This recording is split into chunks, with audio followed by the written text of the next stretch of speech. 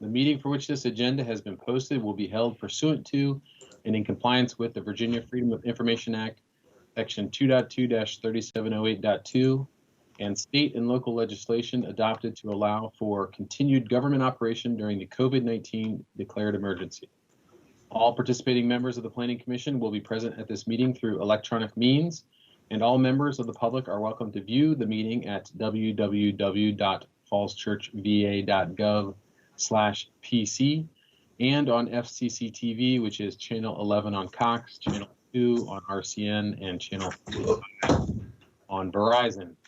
Public comments will be accepted electronically until the end of the public hearing. Please submit comments via email to plan@fallschurchva.gov. Also, a quick reminder for my fellow commissioners as well as our guests tonight, please make sure that you have muted yourself unless you plan to talk.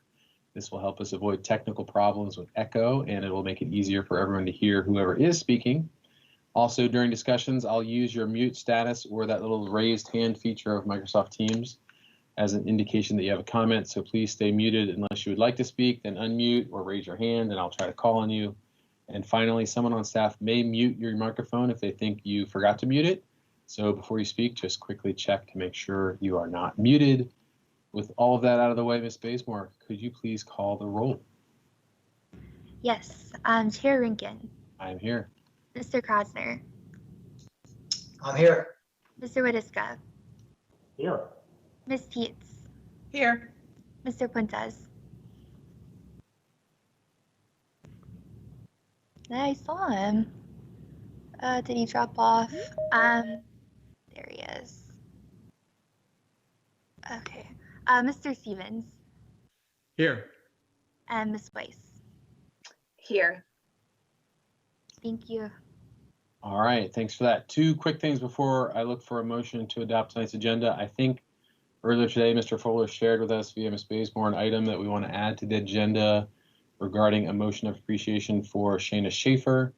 I think the suggestion was to have it go in as item 6E, but that maybe we take action on it during item 5, which is the receipt of petitions. I'm not sure about that. And then secondly, as mentioned, I think something's come up and Mr. Stoddard can't be here tonight. So that, combined with the fact that we have a full agenda, makes me inclined to defer the director report items under 8C of the agenda until our next meeting, when hopefully Mr. Stoddard will be here. I'm not sure if we need to modify the agenda for that to happen, but I'm just throwing that out there. So with those two things in mind, I probably need a motion to amend and then adopt the agenda for tonight. Mr. Chairman, I'll move that we adopt it with the revisions as you just outlined so well there. I think those changes are all seem prudent. All right, thank you. We got a motion from Mr. Krasner. Can I get a second? I'll I second. second. Ooh, I'll give that to Ms. Teets. Second. So Ms. Bazemore, quick vote call, please. Yes, Chair Rinkin. Yes. Mr. Krasner. Yes. Mr. Widiska. Yes. Ms. Teets. Yes. Mr. Puentes. Yes. Mr. Stevens. Yes. Ms. Weiss. Yes.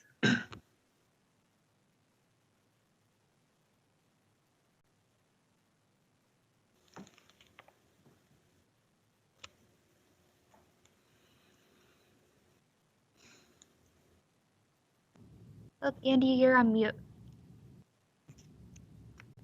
I just said a lot of really smart stuff and you guys missed it. Anyway, I'm unmuted now, right? Yes.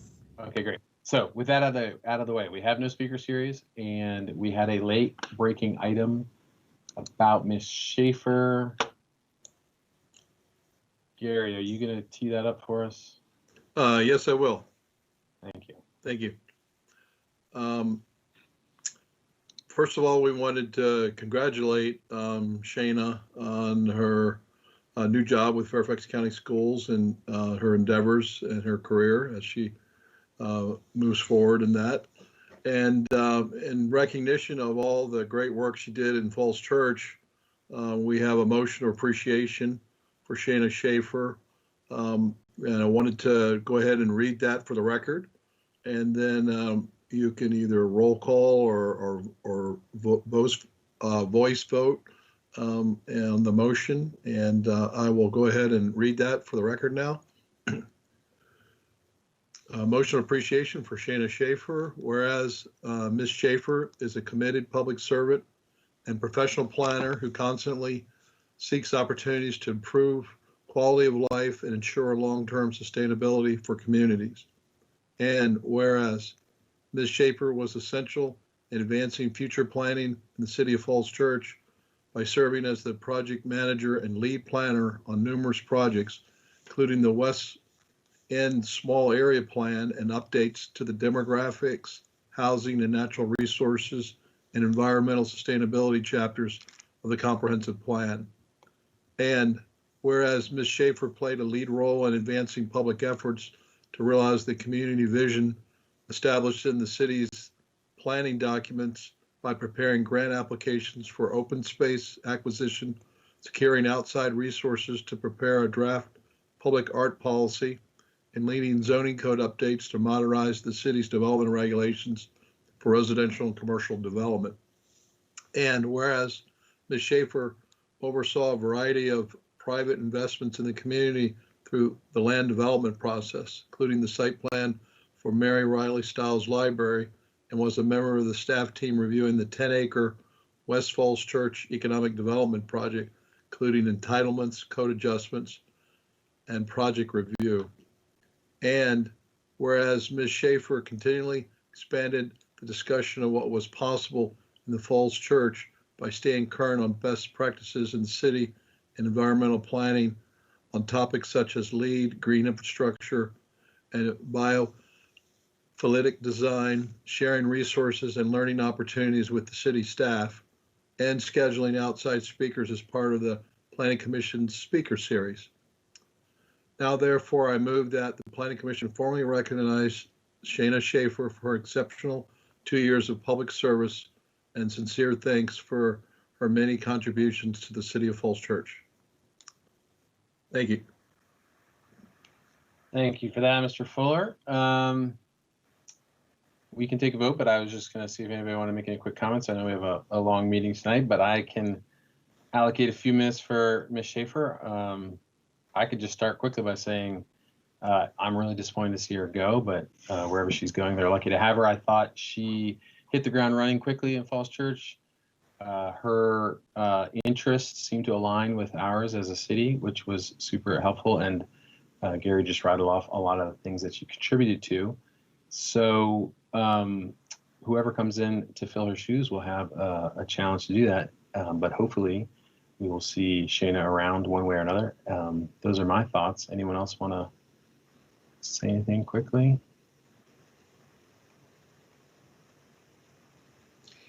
I'll just echo that. Ms. Shaffer was a great asset to the city staff. We will miss her. It sounds like she's moving on to something that suits her interests, and which is great. But it definitely is our loss. And I thought she was a great member of the team, and we wish her well. Indeed. And unless we have other comments, since the voice votes are hard virtually, why don't we just do a quick roll call vote so we can each give Shaina one last thumbs up. Sounds good. Chair Rinkin, Yes. Mr. Krasner, Yes. Mr. Wadiska, Yes. Ms. Teets, Yes. Mr. Puentes, Yes. Mr. Stevens, Yes. and Ms. Weiss. Shayna's terrific. Yes. Thank you. All right. Thanks for that. And again, Thank you. good luck to Shaina and her future endeavors. I'm sure she will do well. That gets us on to item 6A, if I'm not mistaken, which is the Broad Washington amendment to the comprehensive plan, future land use map, public hearing and recommendation to council. I think there's actually an A and B that basically go together. B having to do with the special exception public. Yeah, so that's all together, right? We're going to have two things to vote on maybe, but they're a package deal. Take it away, whoever's taking it away.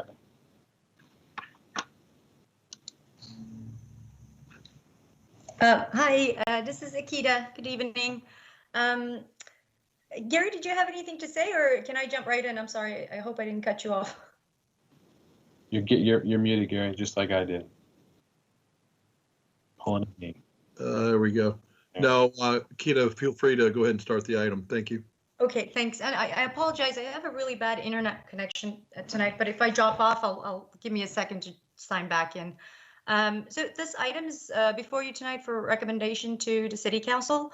Before I turn it over to the applicant, I'd like to provide some of the highlights of the staff report that's before the commission.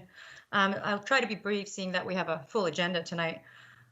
For a general summary of the proposed project, the development site includes a total of 4 properties at 100 North Washington, 127 East Broad, and 131 East Broad, as well as the city parking lot on Park Place. The total site area is approximately 3.16 acres. By a separate action tonight, the Planning Commission has also requested to make a recommendation on the sale of the city lot to Insight Property Group. That's the second item on the agenda this evening. The proposed project entails a mixed-use building with a maximum height of 91 feet. The uses include 339 residential apartments above ground floor retail, community theater space for Creative Cauldron, a Whole Foods market at the corner of Broad and Washington, in addition to general retail uses along Broad Street, and under and above ground structured parking garage, which includes the 64 replacement public parking spaces that's on the city lot currently. The current zoning designation is B2 central business for all of the properties involved. The land use map designation is business for the city lot and mixed use for the 3 properties owned by Insight.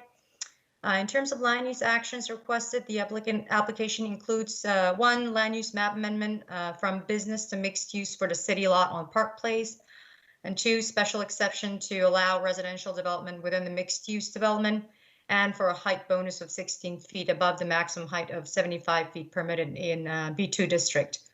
In terms of council meetings to date, the City Council held several work sessions and a public hearing.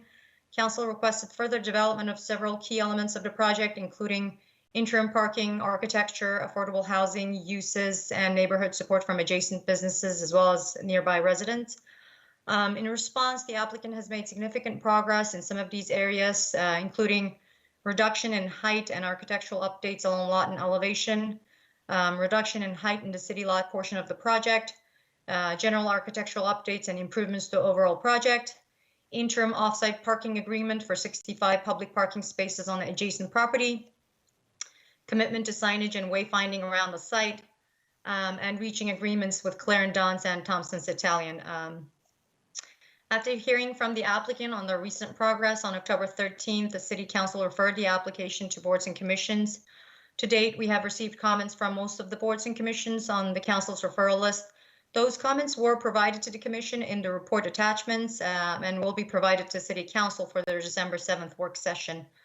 The Planning Commission also held a work session on October 21st and offered their feedback on the proposed project.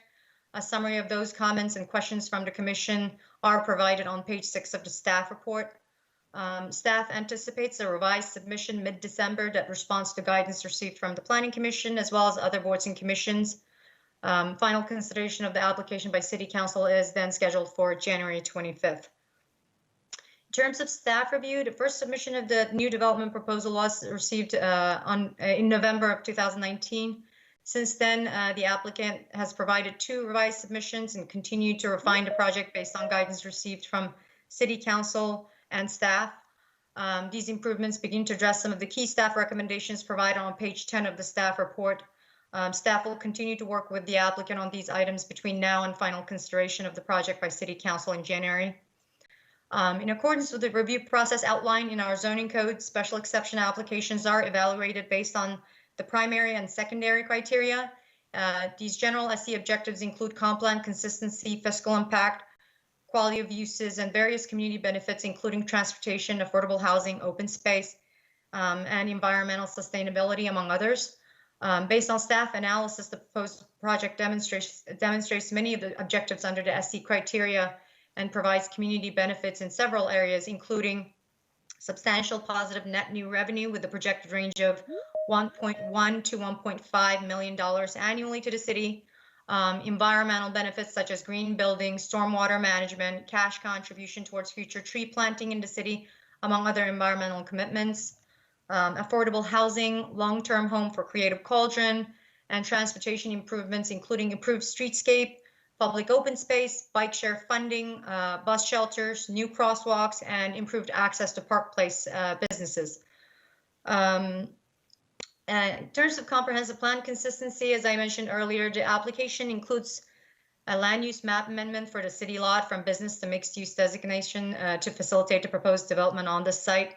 The requested map amendment is reasonable and would allow the site to be developed in a way that's consistent with the goals of the comp plan in achieving the city's vision for a vibrant downtown area. Both the comp plan and the downtown small area plan talk about the redevelopment potential of this site.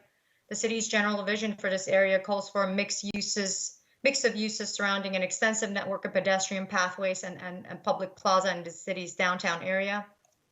The proposed project demonstrates consistencies with many of these aspirations for walkability and vibrancy. With that, staff recommends Planning Commission approve the proposed motion and recommend approval of this project to City Council. Any additional comments and recommendation by the Planning Commission this evening are welcome and will be provided to the City Council prior to their December 7th work session. Thank you. All right. Thanks a lot for that rundown, Ms. Rizzi. Mr. Fuller, is the plan now to get comments from the applicant, or are they just assuming we know everything? We already know a lot, that's for sure. So in terms of Keita, the applicant want to make any comments tonight or not?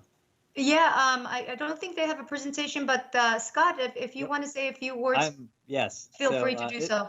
Yeah, thank you very much. This is Scott Adams with McGuire Woods. Appreciate you having us back tonight.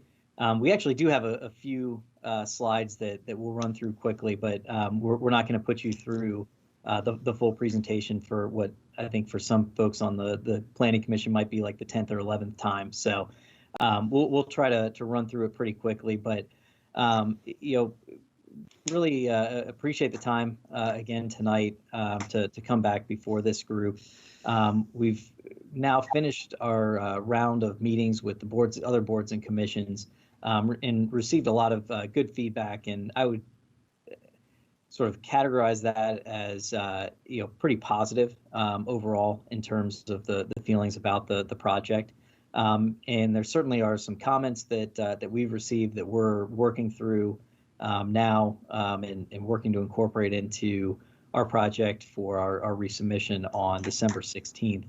And that's kind of what we wanted to just run through very quickly tonight was some of the broader sort of themes that emerged, and also I think were brought up by this group the last time we were here. So I'm going to just see if I can share my presentation, and then I'm just going to run through this really quickly.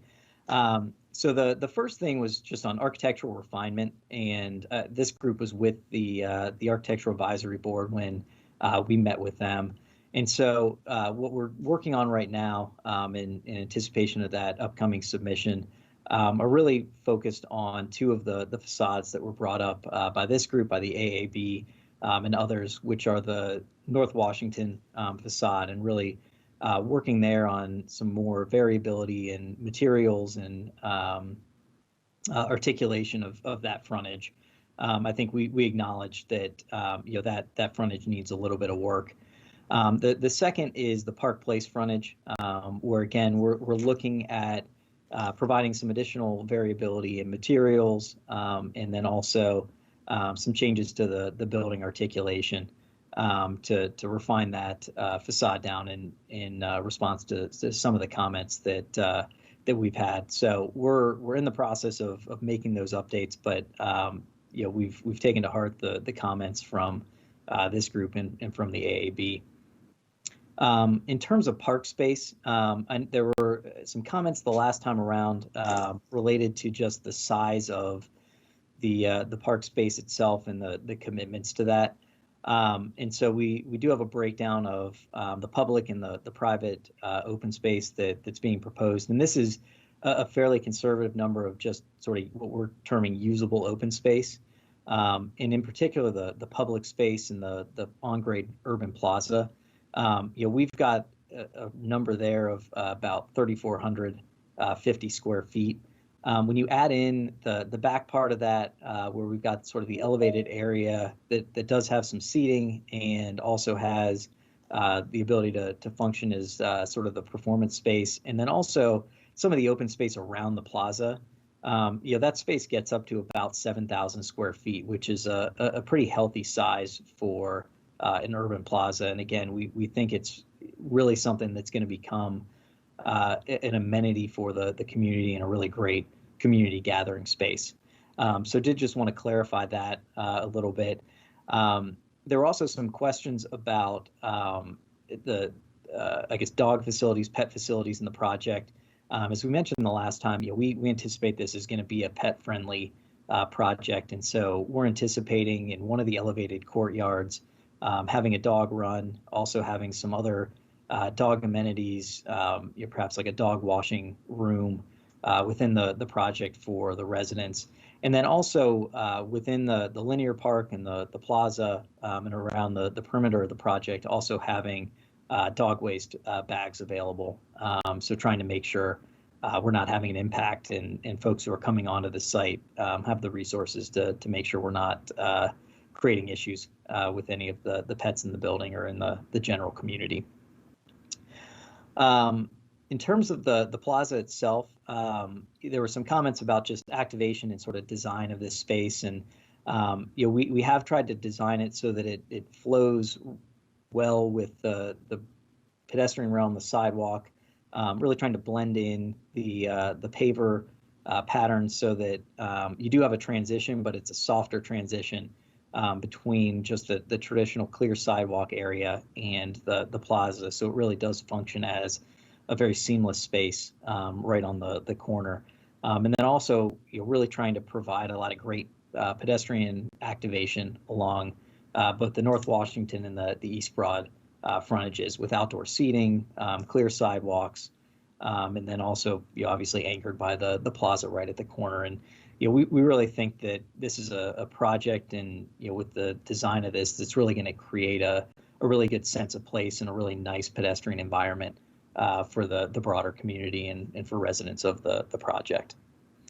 And just another view of the plaza, and you can start to see the blending of the paver materials and then also some of the seating opportunities there. There was also a question about some of the lighting in the park on Lawton Street, and we do have a couple of pole lights that have been identified, and then we've also worked on refining some of the lighting options for that space. And the goal there is really, there is a balance that needs to happen in creating a well-lit space that's inviting and safe, but also making sure that we're being respectful of our neighbors on Lawton Street. And so, some of the concepts we've looked at are a little bit of a softer type of lighting that does provide enough lighting for safety and for comfort for those who are using the space, but doesn't have light bleed and impacts on the surrounding neighbors. So it's a space that we feel very confident with the design of this space that it's going to be a safe space and a really well used space for the community.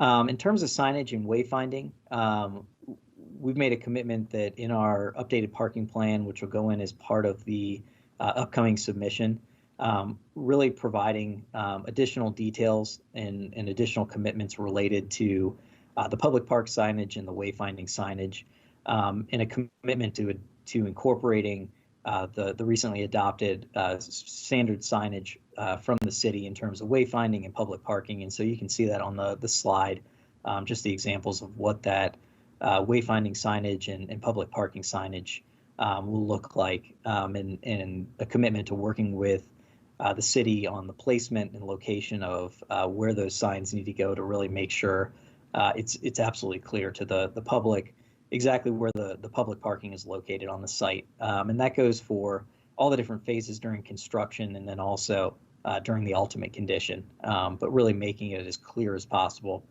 where that public parking is located, and making sure it's easy for the public to access and use that parking.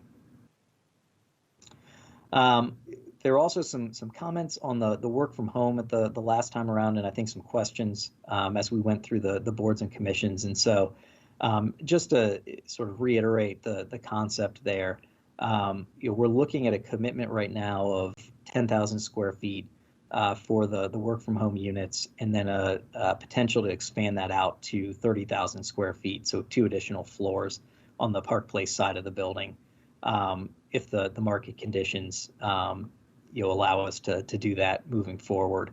But we really are looking at a commitment to making this have a special feel and a unique feel from the rest of the building in terms of how they're going to function, and also just the design elements and the feel for people coming into that space, whether it's the people who live there or if they've got customers or employees who are coming to that space. So really trying to give it a little bit more of a commercial feel. It's slightly different from the rest of the building, but also obviously blends in with what's happening from a design standpoint. And all of those units, we'll have a commitment that within those units, you'll have a dedicated commercial area that won't be able to be converted to an additional bedroom or anything like that. Really trying to make these function as real work from home units with the potential to have somebody running a business from this space and have clients come in. So it's again a concept we're really excited about, but wanted to provide a little bit more clarification just on how that was going to work. And then a couple of other things that came up as we've been going through the process and came up with this group. The first was on electric vehicle charging stations, and really looking, I think, a little bit harder at the commitments that we've got and making sure that we've got those numbers right-sized in terms of the amount of EV charging stations that are being provided at the outset, and then also just the amount of conduit for the future expansion of EV charging stations within the garage. And so that's something we're in the process of right now. We got some good information from members of the Environmental Sustainability Council, and so we're going through some of that, and then also looking, I think, a little bit harder at experiences that Insight's had with other projects and just what we think the right number is for this space. So that's something that we anticipate, particularly on maybe the amount of conduit that's put into the garage that'll change as we go through towards the next submission later this month. And then also, there was a request, with our site plan to identify where those spaces are going to be located within the garage, and that's something that we anticipate committing to in the voluntary concessions moving forward. The other thing that we've heard is just on questions about construction management and managing some of those impacts for the time period where we're constructing the building. And so we do have a commitment in our voluntary concessions that we'll be creating a construction management plan that'll be reviewed and approved by the city, looking at mitigating any adverse impacts to the adjacent traffic patterns and neighborhoods. And so that's something that we're committed to, and part of that will be the management of where the construction access will be located, also where construction parking will occur. But again, having that built-in plan that's in place before any construction occurs, that's reviewed and approved by the city. And then also as part of that, we've got a commitment to appoint a community liaison for the adjacent neighborhood, or really anyone in the community, to be able to contact if there are issues during construction. And then finally, one of the commitments that I did want to highlight was a commitment during construction that we'll have pedestrian accessibility along the perimeter of the site, so that there's a safe pedestrian way through the project, even during construction. because it's this is a site where we want to make sure we're having a minimal amount of disruption for pedestrians and others as we're going through the process. So those are the sort of the things we just wanted to mainly, I think, for clarification purposes, put out there. But we're continuing to refine the plans and look at the commitments based on the feedback we've received. But overall, we really think this is going to be a great project for the city and for the residents of the city, bringing Whole Foods into the city of Falls Church, providing that permanent home for Creative Cauldron within the project, the fiscal benefits that go along with the project moving forward. But I think just as important, the public open spaces that are being provided and the real sense of place that will be created at the preeminent intersection within the city. And we think this is a project that's going to anchor that intersection for the future and really create an amenity and an asset for the community moving forward. So went a little bit longer than I anticipated, so I apologize for that. But I think we're happy to answer questions that anyone has. All right, thanks a lot, Scott. Appreciate that. It's been interesting to see the project evolve over time. I will open it up to planning commissioners with questions or comments. I'm looking at the list to see if anybody does the little hand raising thing or unmutes. So far, Mr. Puentes, you're up. Don't forget to unmute. Always. Can you hear me?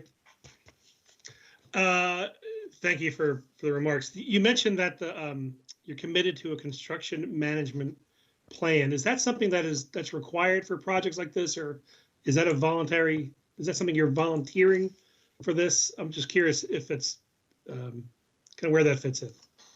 Yeah, that's part of our voluntary concessions for the project is the creation of that construction management plan that's approved by the city. And you mentioned keeping pedestrian ways open.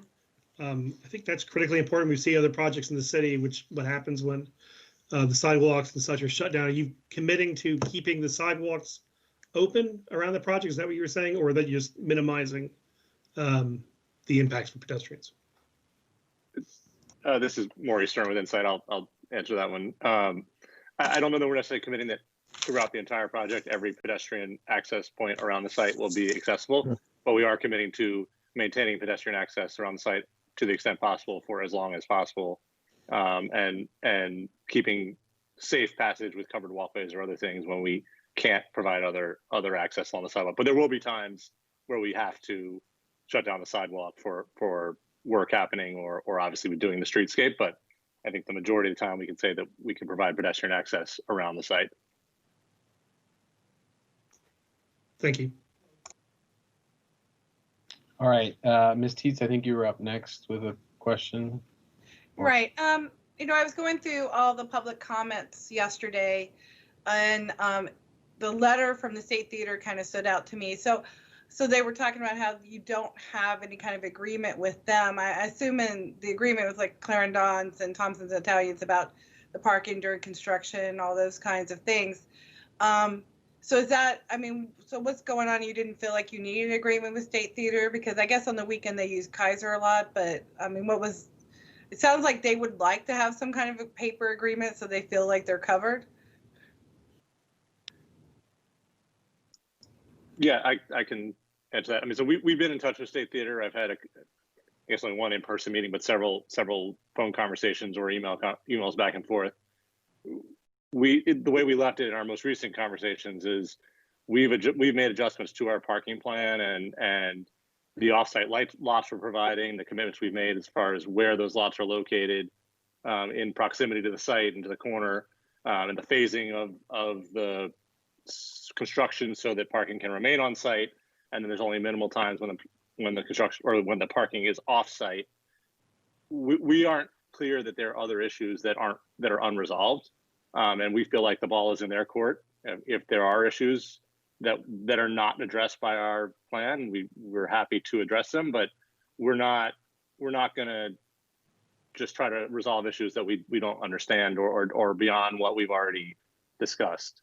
Whereas with Thompson's and Clarendon's, we were in discussions about specific issues that resulted in this plan being what it is today. We think we've addressed state theaters, but until they come to the table and provide more specific feedback, we're not sure what else to do that hasn't been addressed thus far. I mean, I guess I would just ask, maybe you could just send an email out to him and just say, based on your comment letter, you do think some things are unresolved, and could you just let us know what it is? You know? And that's essentially what I did, what we've done. Okay. Yeah, and just it's gone unanswered, so I don't know much more we can do. Okay. Well, I mean, I just, when I saw the letter, I was kind of surprised because I know you had talked about talking with them, and so I was just curious about that. But anyway, that was my only question right now. I think we were a little surprised to see the letter as well. Okay. All right. Sounds like they know how to get in touch with you. Gary, you put your hand up. Do you have something to say, or just? Yes. I just wanted to follow up on Commissioner Fuentes' comments. The construction management plan is a requirement between site plan and permits.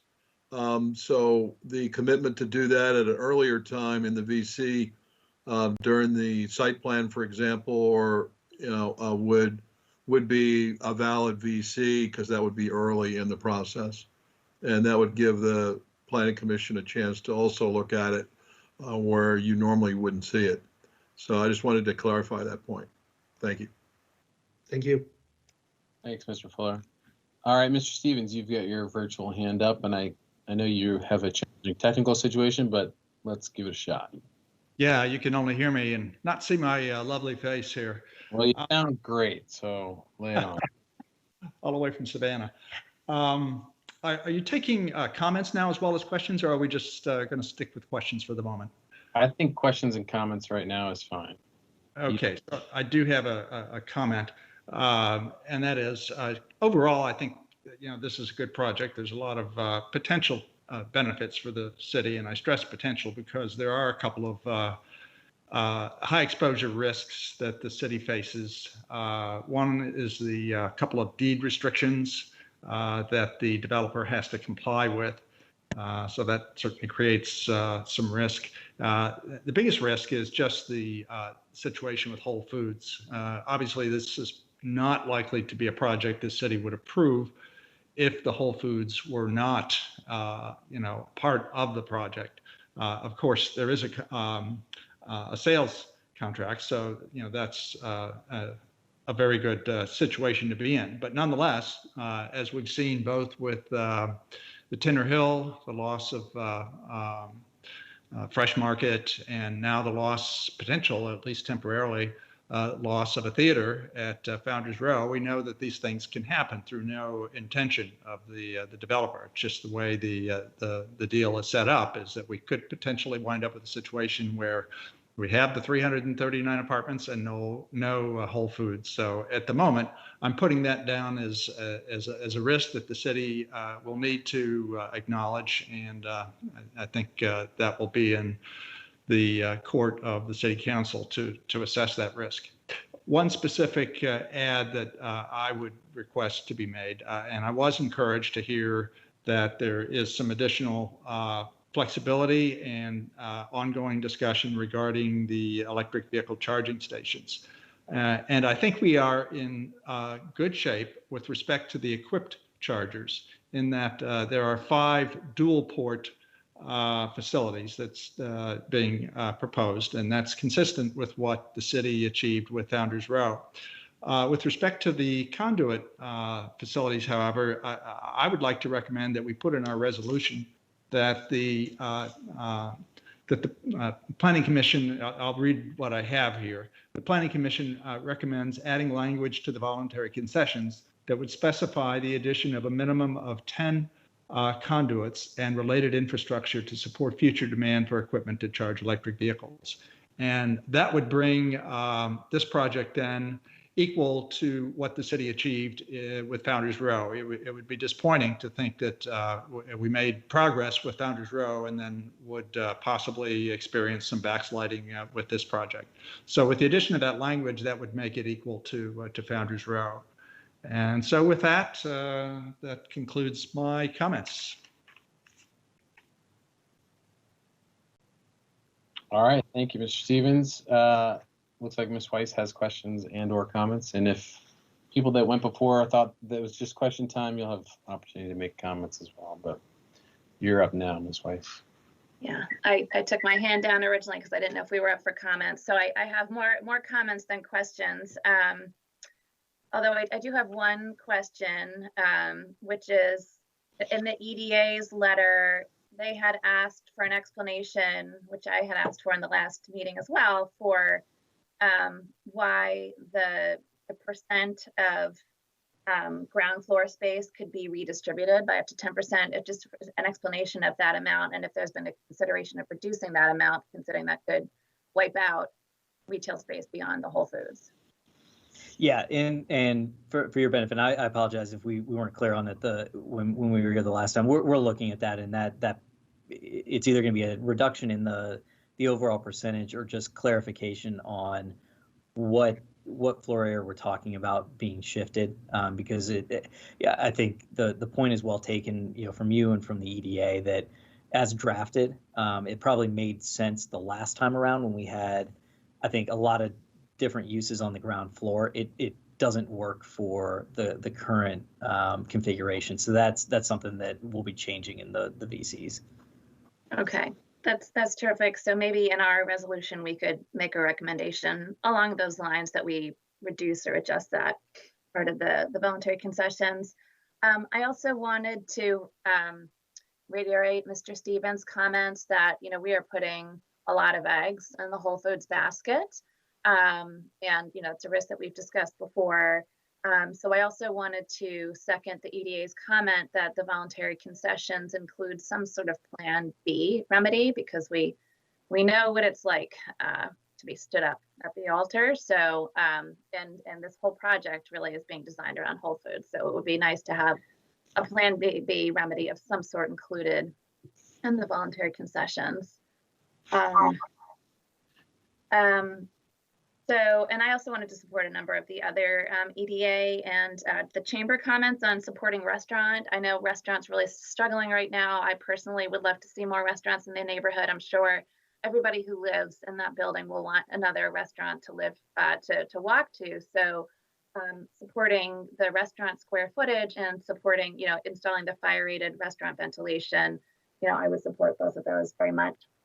So the retail piece is a key issue, and the sort of the Whole Foods piece. Another key issue for me is that view from Park Place. So I wanted to underline the Urban Forestry Commission's recommendation that there be a green wall there. I think that would significantly enhance the outdoor dining options for our restaurateurs that are already there, and just reduce the heat island effect and increase the greenery overall. So I'd like to see that. And I wanted to really spend some time or just underline the need for ADUs, affordable dwelling units. As a city as a whole, from 2012 to 2018, we lost approximately 200 affordable market rate rental units. And I think we need to think about this development as an opportunity to gain some of those back. The current proposal at max would give us an additional 21 rental units.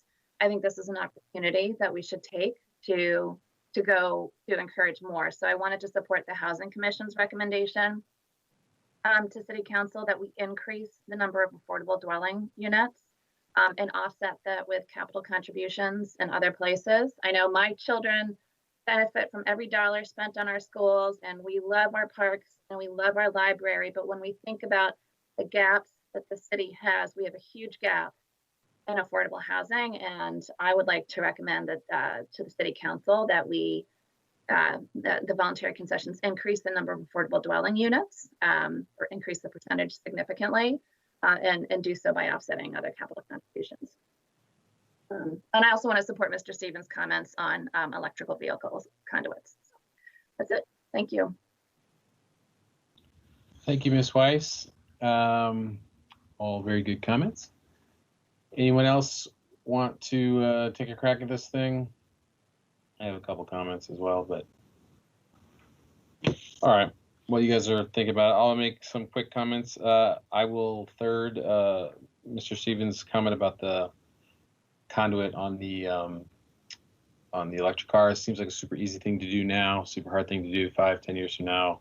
Presumably this project is going to last well into the age of electric cars. So would love to see that. Similarly, I can't remember which group, one of the letters or feedback was related to the solar roof stuff. I know you guys are planning on having some space up there, but it seems like there are maybe low to no cost ways to get that further down the path than what is currently planned. I just encourage you to do that because, again, these projects are not 5-10 year things. These are like 30-40 year things, and gosh darn it, if we don't have solar everywhere in 40 years, we're all doomed. So anything you do now that would save trouble down the road. The ADU thing is a challenge, and maybe we could all talk about that some more, but there was one comment about making sure that at least one of the units is fully accessible. I think that's very important that happens. I will lament the lack of office space. I get it. Nobody wants to build office space. Banks don't want to loan money to build office space.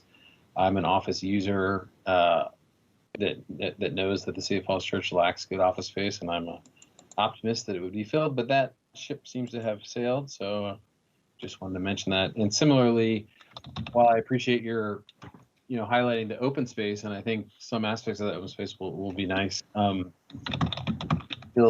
it's still challenging. I wish there were a way to create more. And I realize the parking lot that we currently have, not open space, but it's basically 50% more open space than what we're going to get when this project's done, at least it's accessible to the public. So that's a bummer, but I don't know that there's much that can happen. I'm not a huge Whole Foods guy, so that part of it is not, I think it's a fine business thing, but that won't get me too excited. But I do think overall the project's solid, especially if you get Whole Foods in there. If Creative Cauldron can get over there, that will be great. I think you've improved the look a lot. It sounds like you're working a little bit on the parts that there's still some comments on, so it would be great to see that get tweaked. So overall, I think it's a fine project. I understand why it's a challenge to have done better in some of the areas that I wish that could have been done better, but overall pretty good. I see Ms. Teets has put her hand up. I'll go to you now.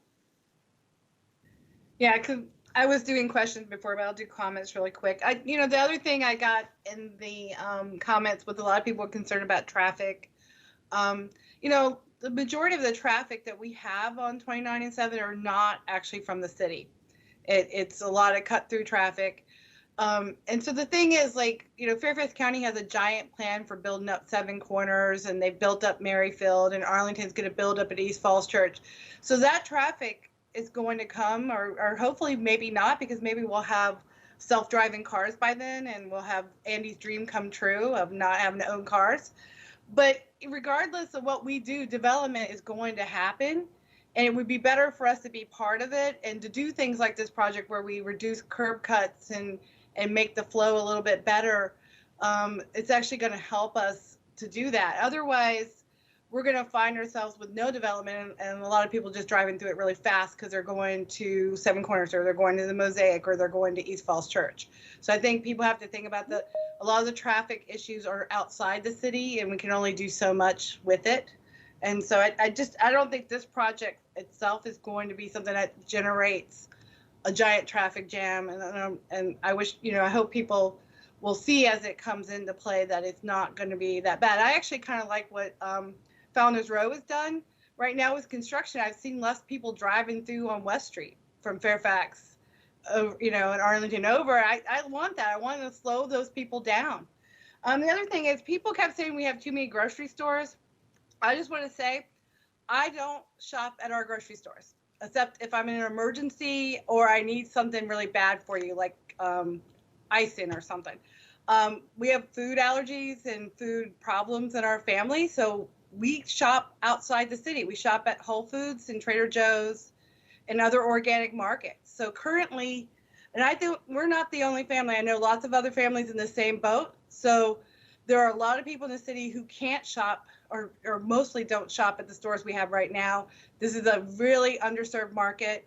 If I go to any of the Whole Foods, the one in Arlington that's close or the one on 7 that's close, I see a lot of people from the city. So, and I see a lot of them at the Trader Joe's. So I just want to say that this is an unmet need, this type of grocery store. Also, like there's a Whole Foods near my old office in Alexandria, and we mostly got lunch there every day because the Whole Foods is also a restaurant of its own. That the Whole Foods near me there in my office had a cafe. It had a bar that had like different kinds of ramen. It had seating. It had a coffee bar. I mean, there's a lot more to it than food. It will have multiple small restaurants in it, just kind of like a Wegmans does as well. So I think people need to look at it. It's a little bit different than just a grocery store. And one thing we do know is groceries is a growth market right now. If you look at the data, if you look at industries, and which is something I do a lot, there's a lot of industries down, but groceries is not down. Toilet paper is not down. Paper goods companies are doing very well. So I think that, that makes it a little bit stronger. I think we're all kind of still reeling from losing the movie theater and everything at Founders Row, the brewery, but those aren't really places people want to go right now, but they do buy groceries. So I think that's good. And while we lost that grocery in the Lincoln, I actually think getting the urban Target was a better deal. So I actually love that Target. It's not very crowded and it's a good place to go. But so I just want to point out, that was the two big things that really came across to me, people thinking we don't need another grocery store and the traffic. And I don't think this project will do it. What I am missing from this project is the office. I'm very sad, but I also understand the market we're in right now. So the more of the units we have for the work and live, the more happy I would be. I still think that there is a marketplace for office in the future. When Amazon comes in, all of their vendors and their different partners are going to want to have offices in this corridor. And I do think we're a good location for it because we're between the two airports. But so I'm kind of sad about that. And I do think as we move forward that I hope to see more office in the city because what we have is inadequate and most of it's not in good shape. And that is that. All right. Thank you for those comments, Ms. Teets. Mr. Wadiska, you have your little fake hand raised. All right, I'll lower my hand. Yeah, there's very little I have to offer that has not been already said by the other commissioners. I was really pleased to see that architecturally you're going to review, especially the North Washington Street facade, and you said as well the Park Place one, but that North Washington one I think really needs some help, and it sounds like you heard that from not only us but from the architectural review board, our advisory board. But yeah, just to echo a lot of the other sentiments, the environmental issues and the focus on the longer term instead of the near term, and really, Andy and Melissa just sort of touched on it. I was going to do that as well about, I wish we had this office space. I still think, my view of it is that it's a good market for it, especially in this location in our, right in the center of our town. In a different environment, I may have a different view of this and how, to vote, because I think that's a really important part in that location. However, the reality is pretty clear, not just in the near term, but as Annie mentioned, the financing, and I would rather see this land be developed in this way with all the associated benefits that do come with Whole Foods, than let it sit fallow and not drive revenue for the city. And it is overwhelmingly a wonderful project. I do though miss the opportunity here in our main intersection to not have the office space, but again, that ship has sailed, and we're voting on what we have before us, and overwhelmingly, I think it's a really wonderful project. And with these small adjustments that we heard today, and some of the comments about the affordable housing, again, I just don't need to repeat everybody. So I'm pleased to support it in its current state. All right, thanks, Mr. Wadiska. Mr. Kaiser, did you have any thoughts? I don't think you weighed in yet, did you? I didn't. I mean, I had some questions at the work session. I mean, I think I can't add too much more. I think overall, this project, actually, in some iteration of it, I feel like has been like, I've been on the commission now for 4 years. Going back to 2015. I mean, there's been some iteration of it, but I'm happy to say that here we are, I guess, nearly 5 years later, and it's better than it's. I was pleased with it the first go around, but it's significantly better now, I think, especially architecturally speaking and from a physical form. And I do think that I actually was going to hit on what Ms. Teets said about the fact that, unlike the Harris Teeter, it really is the restaurant dining options at a Whole Foods are significant.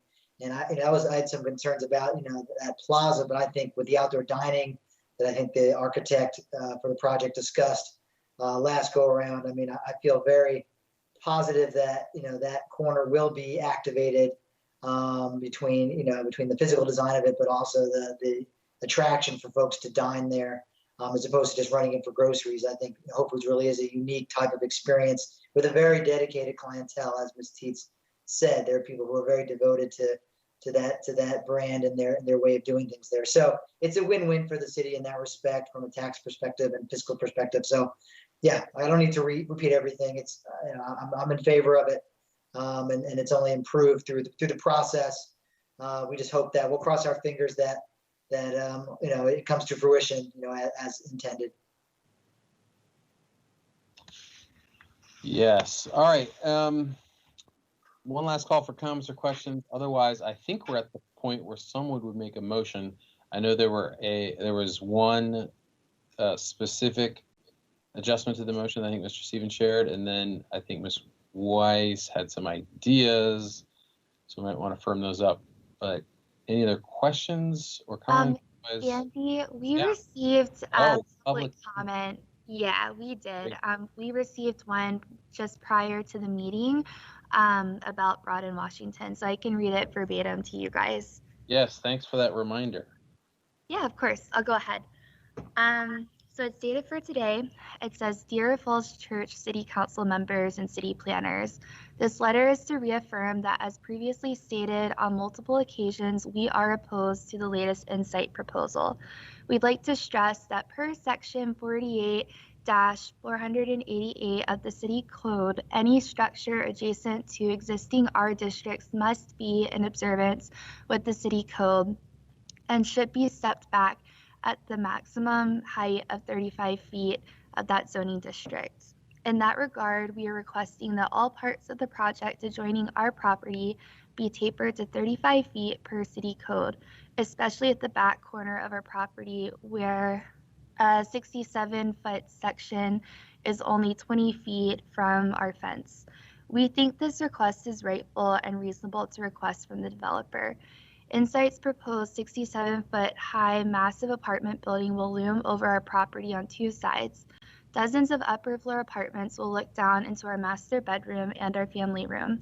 We'll lose all privacy and enjoyment of our yard, and our property will lose its market value. We ask that the city authorities consistently uphold the same city codes, regulations, and standards for all residents and developers. Sincerely, Claudia and Eric Schultz of 107 Lawton Street. And I can email that out to you guys or add it to correspondence after the meeting. Okay, well, thanks for reading that. Yeah, it'd be great if it gets added to the stuff online. Appreciate that. All right, any thoughts on a motion and how we want to, am I right? There was at least, I know Tim had written his out. That was great.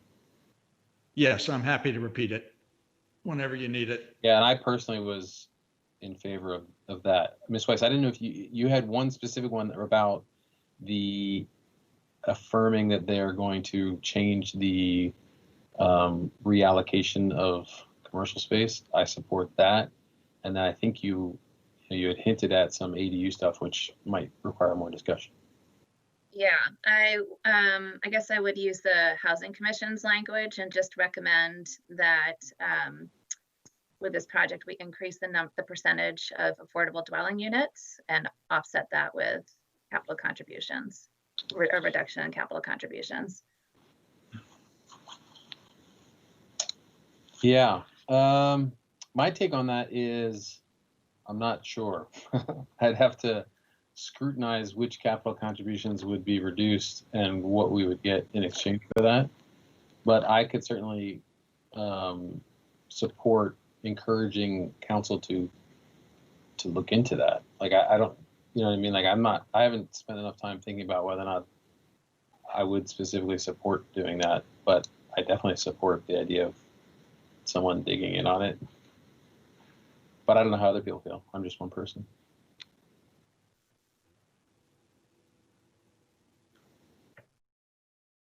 If anyone else has any thoughts on that? I don't know.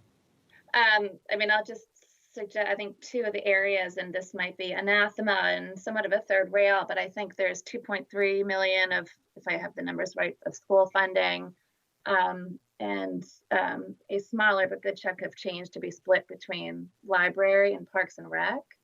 And I guess I would, I mean, I don't want to gore anyone's sacred ox, because those are sacred oxes to me too, but I would just suggest that those are presumably functions of the city that have their own regular operating budgets and are not reliant on projects like this for their regular funding, and that this is an opportunity to create more affordable housing in the city, which we lack relative to our neighbors, and which we have stated as a principle that we would like to address. So I think this project is an opportunity, and at a minimum, we can support increasing ADUs here and recognizing that that's got to come from somewhere. And I think the city has calculated the value of affordable dwelling units. So I think those are numbers that could be generated by staff.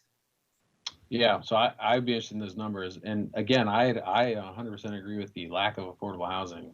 So that's not at all my reluctance. I'm just, and you say, presumably these other functions can be paid for elsewhere. I wouldn't presume that. I'd have to have someone explain that to me. So I wouldn't presume that. I'm just assuming that if those organizations are reliant on these major developments for their funding, that we have bigger problems to solve. Well, clearly, historically they have been. I mean, we wouldn't have the schools that we have now without them relying on these funds. And that's where I don't have any clue if these funds are already sort of allocated on some plan somewhere to cover either already existing costs on school construction, for example, or anticipated. That's where I'm just saying I don't have enough information. Like, I fully support figuring out ways to get more ADUs. And personally, it's fine. We got to pay for everything one way or another. But as a person in a planning function, I don't like just sort of wholesale moving things around without someone doing some planning around it.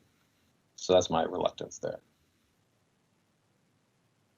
It's like years ago, we decided to take $2 million that had been allocated to do something at Mount Daniel and allocate it to something at TJ or something. I was like, how does that make any sense? Like, they clearly were for two different things. So I just don't like those kinds of sweeping things. But again, if everyone else is in favor of it, I mean, it will get on through. This is Mr. Point. I'm in favor of the idea for sure, for all the reasons that Ms. Weiss mentioned. I'm just not sure how it manifests itself in the motion now. I don't know. I think you're right. I don't think we can be specific about amounts. Maybe it could be in the form of guidance to council as they review the final that they consider this or something. But I don't know how to be specific about this for the reasons that the chairman mentioned. I just don't have some of those details. Yeah, but I very much support the idea.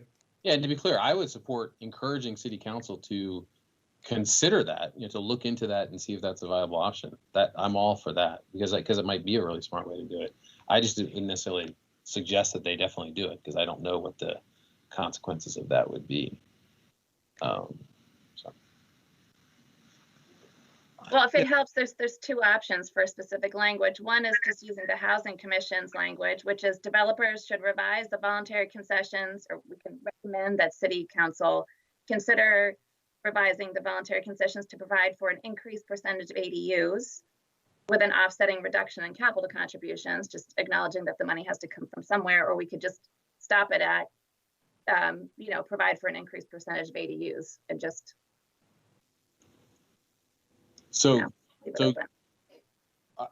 So I think this very specific language would matter to me there. So like you kind of cruise through the critical part, which is consider it. They should consider it.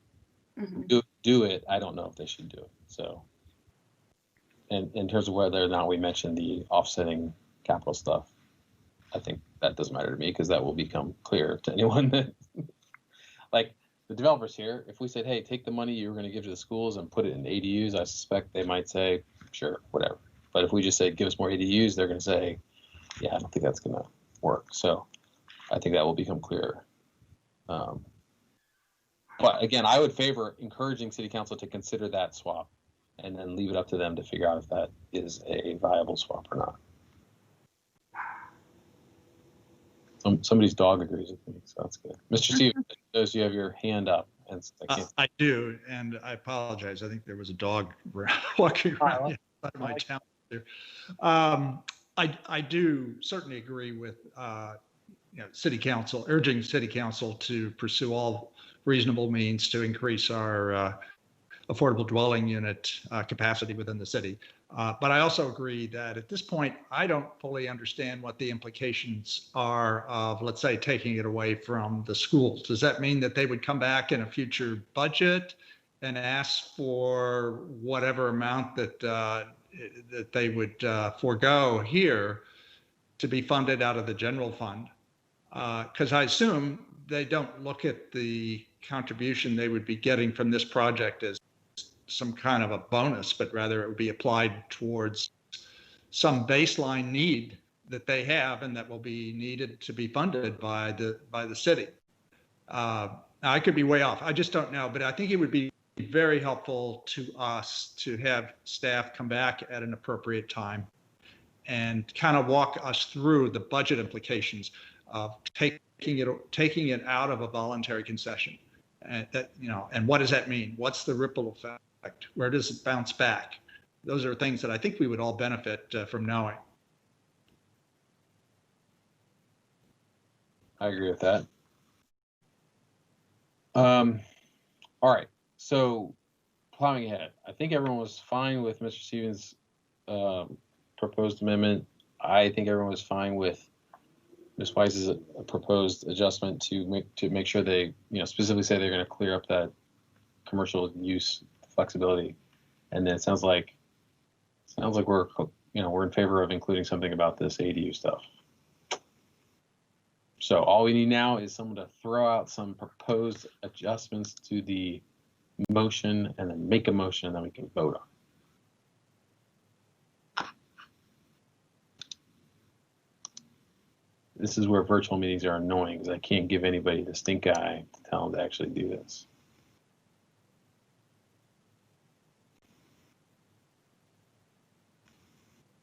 It's also annoying because I loved making motions, but I feel like as chair, I should have other people make motions.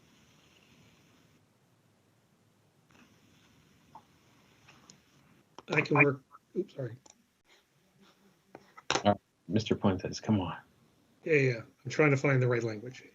Sure. And Mr. Stevens can share. He drafted his. That was great. Yeah, whenever you're ready, I'll just shout out and I'll read you the statement that I have here. And how does that? How about this? How about Mr. Puentes is going to make a motion. Mr. Stevens will say his part. Mr. Puentes will say, yeah, what he said. So he doesn't have to repeat it. That works. That works for me. Let's see. Whereas applications for special exception and comprehensive plan map. Wait, is this the right one? Shoot. Yeah, I think that's right. Yep.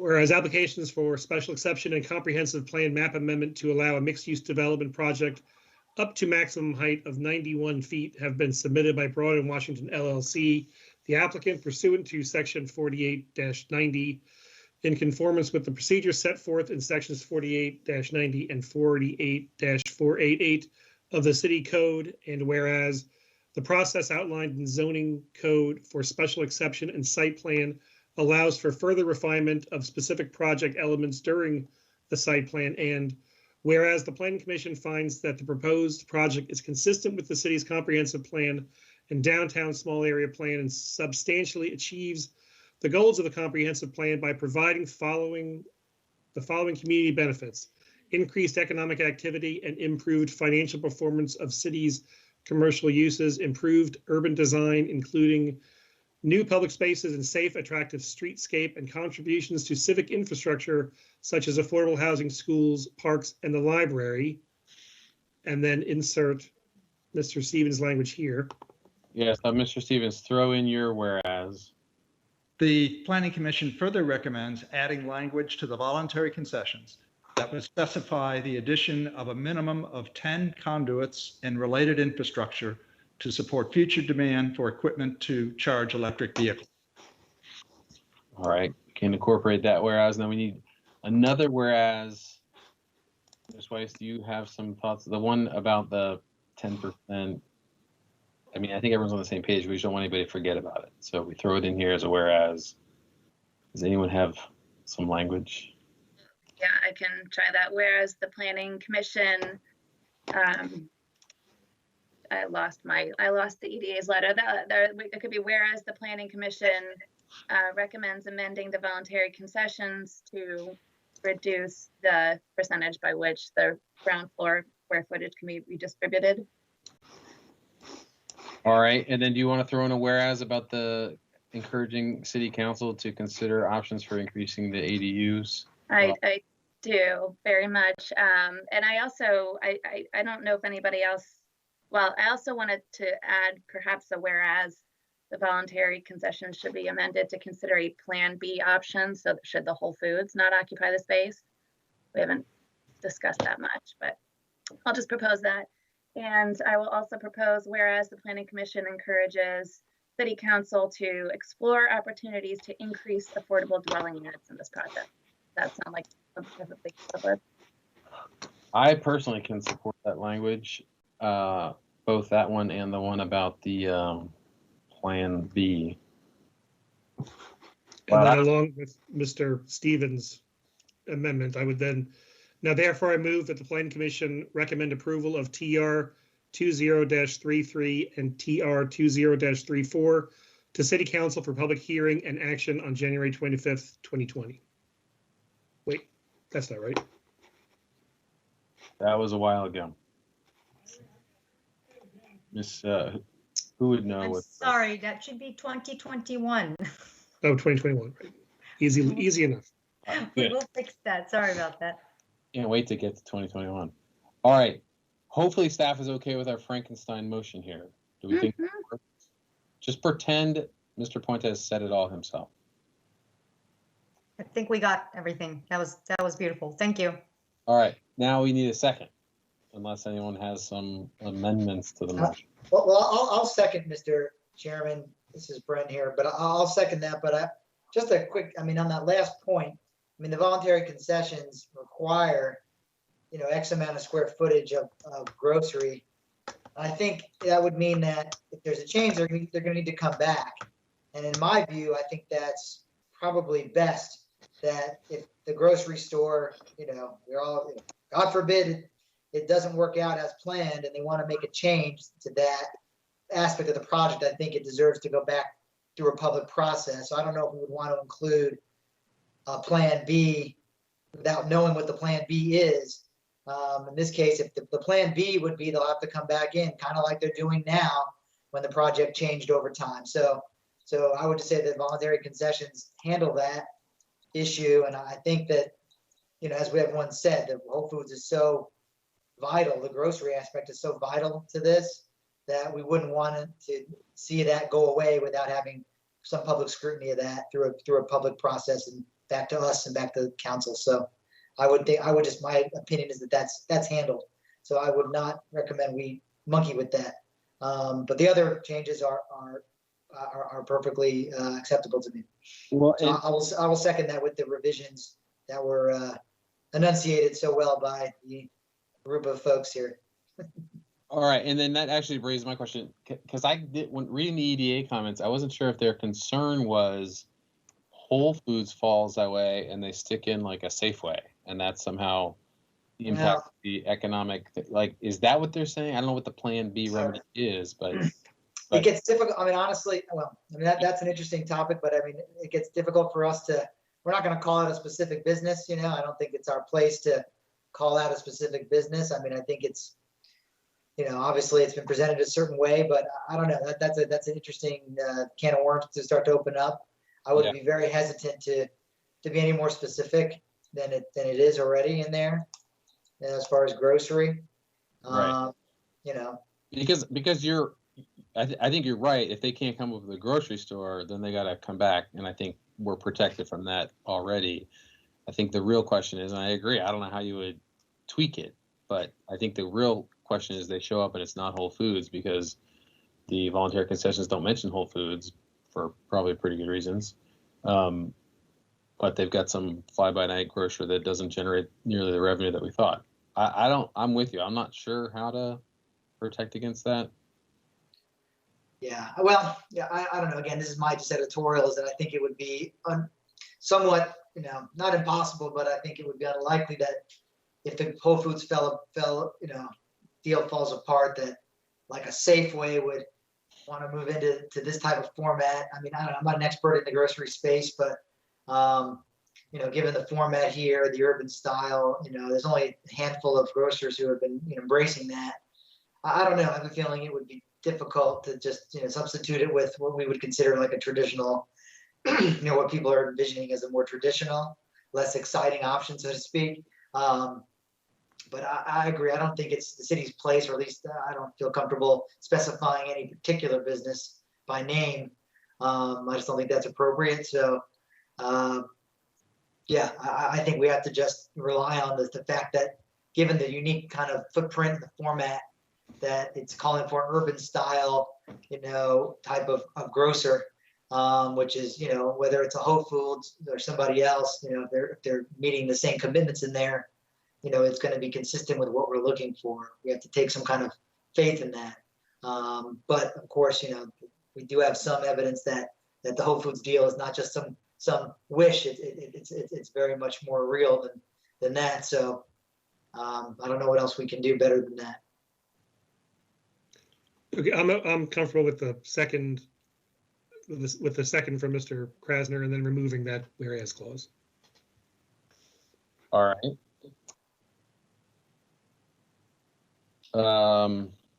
Unless there's any final comments, I think we're ready for a vote on this.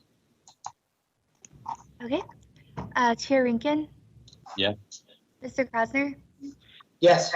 Mr. Wadiska, Yes. Ms. Teets, Yes. Mr. Puentes, Yes. Mr. Stevens, Yes. Ms. Weiss.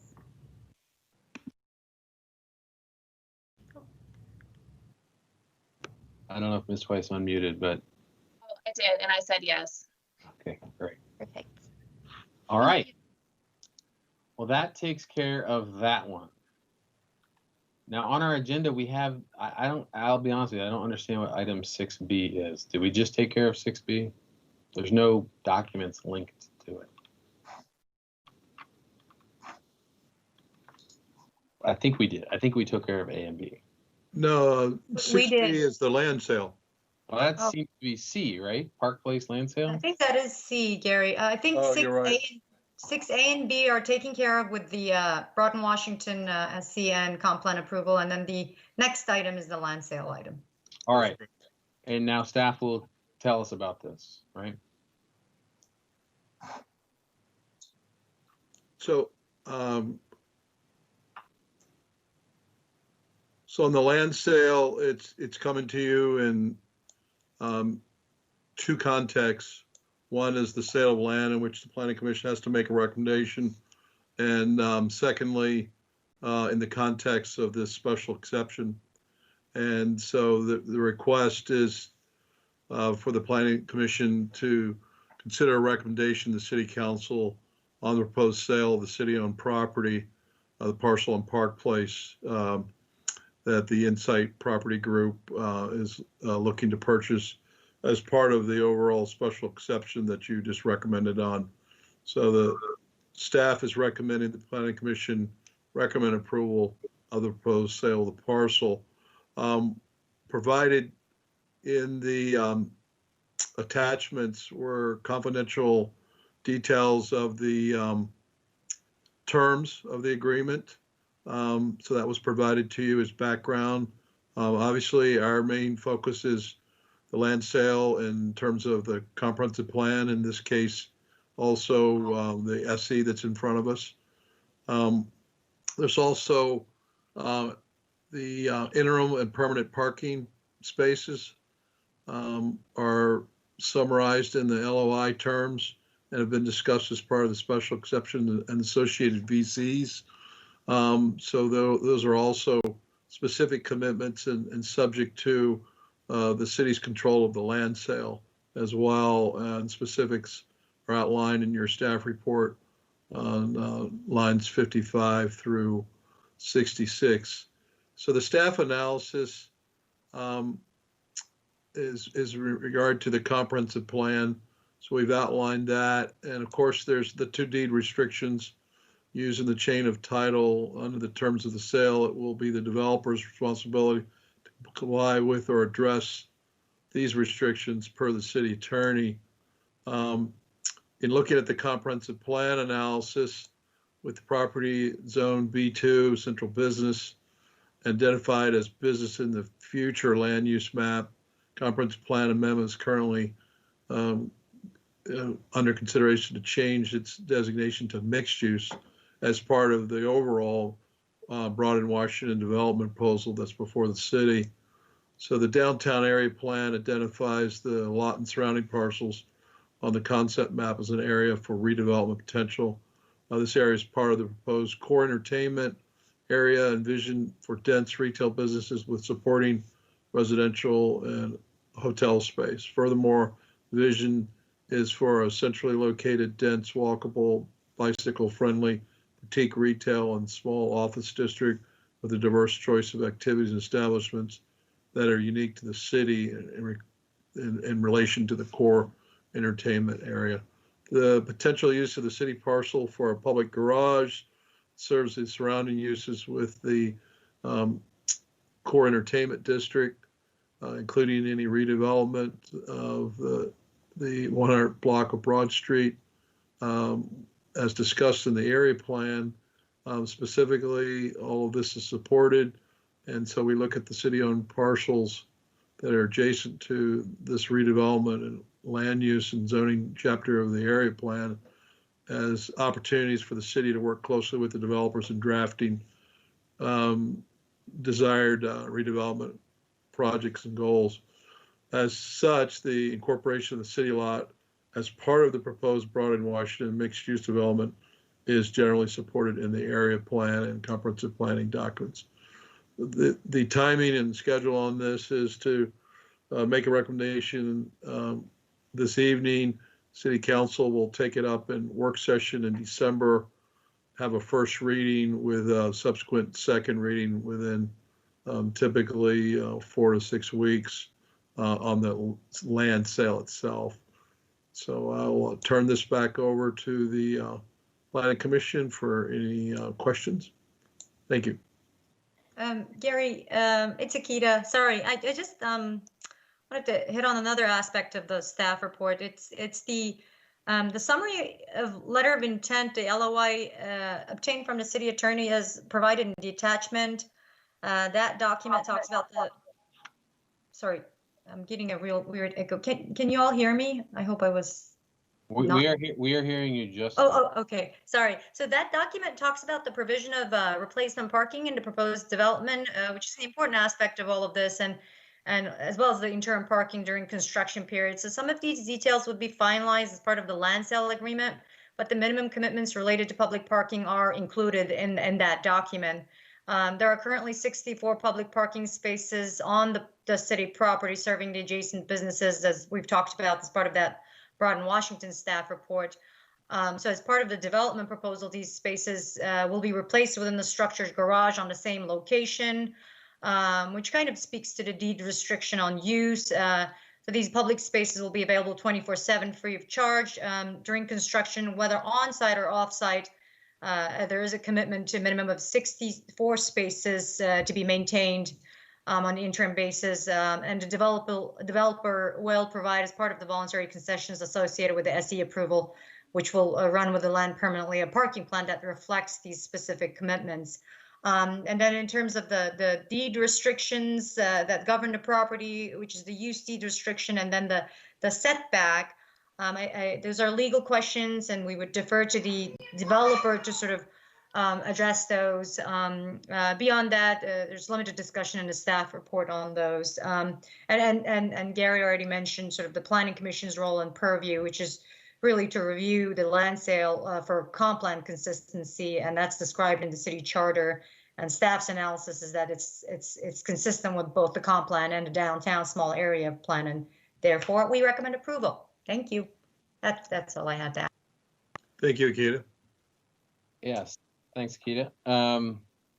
Okay, so that's all we're getting presented on this. So any comments or questions, we'll do them all together.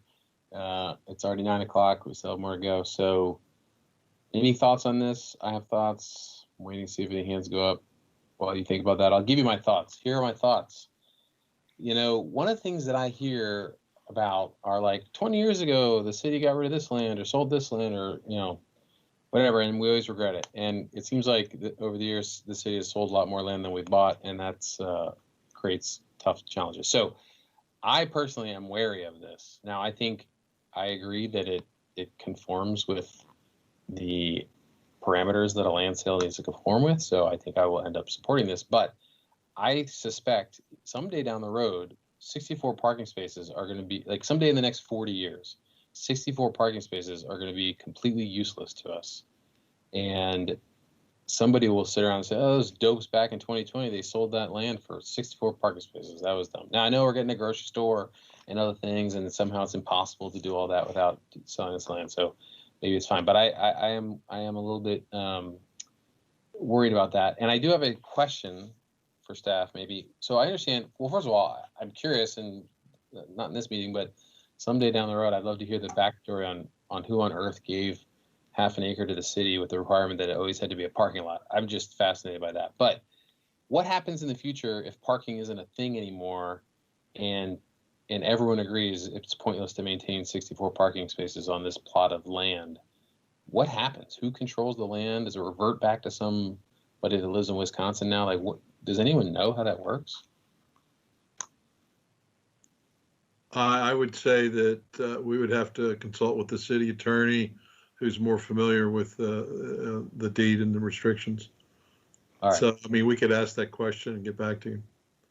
Yeah, I'm just curious about that because to me, it's not unrealistic to think someday in the future, parking isn't going to be a thing, or at least not that much of a thing. And I can just see it now, 50 years from now, people are like, why is there structured parking on that little half acre? Well, it's a relic from some land deed thing. So, all right, but that's my main thing. I am anxious about doing this because I think it's in the long run a mistake, but I think that ship has sailed, and I do think that it fits into the overall plans.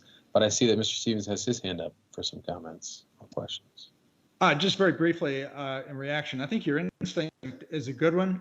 I guess the way I look at this is if that land wasn't encumbered with this parking requirement, then it would really be a good thought that you expressed. But given that it has to continue as parking, it runs with the land, then it seems like this is a good way for the city to almost have its cake and eat it too.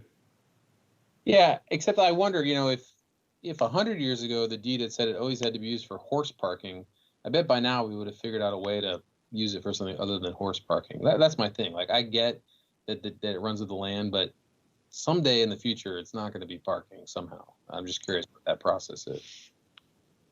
It seems like, this is Brent here. Just to chime in, I mean, it seems like at that time, I'm just surmising, but the library has a similar weird deed restriction that it always has to be a library. Now that obviously you might say is a better, more long-lasting use, but in the 1950s, I think when the city was a new entity, maybe there were certain very civic-minded landowners that were contributing to the future, and they felt like they were, they were calling out specifically what their sort of bequest or their gift to the city was going to be. And perhaps in the 50s, the dawn of the automobile was really, that was pretty forward thinking to have a great city parking lot for all the shopping and modern amenities we were gonna have, you know, so. Very forward thinking because it requires access from the air too. I mean, they think about flying cars. They were covering the future. There you go. So, I mean, Mr. Stevens' comment is, I think, is well taken. If it was not already encumbered with this strange restriction, which I agree. I mean, lawyers could probably figure out ways to get out of some of this stuff. If you know, down the road, you know, and I agree, if there was some restriction from 200 years ago on something, you know, that's obsolete, there probably are legal ways to deal with it. But given the fact that at least if we didn't do this, forgetting even the issue of whether or not the project needs it or not to happen, just in and of itself, if something else wanted to go on back there, if Clarendon Dons wanted to buy it, I don't know if they even own their site, but you know what I'm saying? So, you know, you know, it'd be, if it has this restriction on it, I agree that it's, you know, we're just kind of converting it from, you know, surface lot to a garage, and it's less, you know, we still there may be someone down the road that second guesses this and regrets it, but I think, you know, at least in the near term, that seems less likely given that restriction. And I haven't heard anyone from the city attorney or anyone else saying that, you know, that restriction is not anything other than an ironclad, yes, this must be a parking lot or used for parking. It's not like we have some other option. So given that, you know, I'm in favor of it. You know, we also just voted to replant it to mixed use. So, in order to be consistent with the city, you know, the comprehensive plan, if the council changes it as we recommended, you know, I think the sale is obviously needs to happen as well.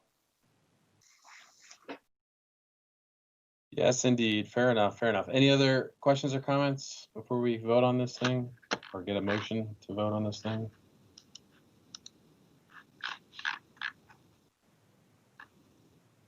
Not seeing somebody could make a motion. I think this is a straightforward motion.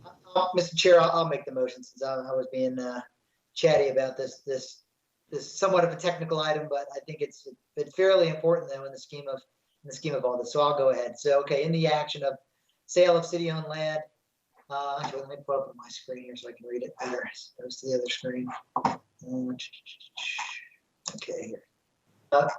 Okay, in the action of sale of city-owned land, also known as the parking lot property on Park Place, real property code number 53-104-015 to Insight Property Group LLC. Whereas the proposed sale of the city-owned parking lot property on Park Place is consistent with the comprehensive plan, the downtown small area plan, and other applicable adopted city plans.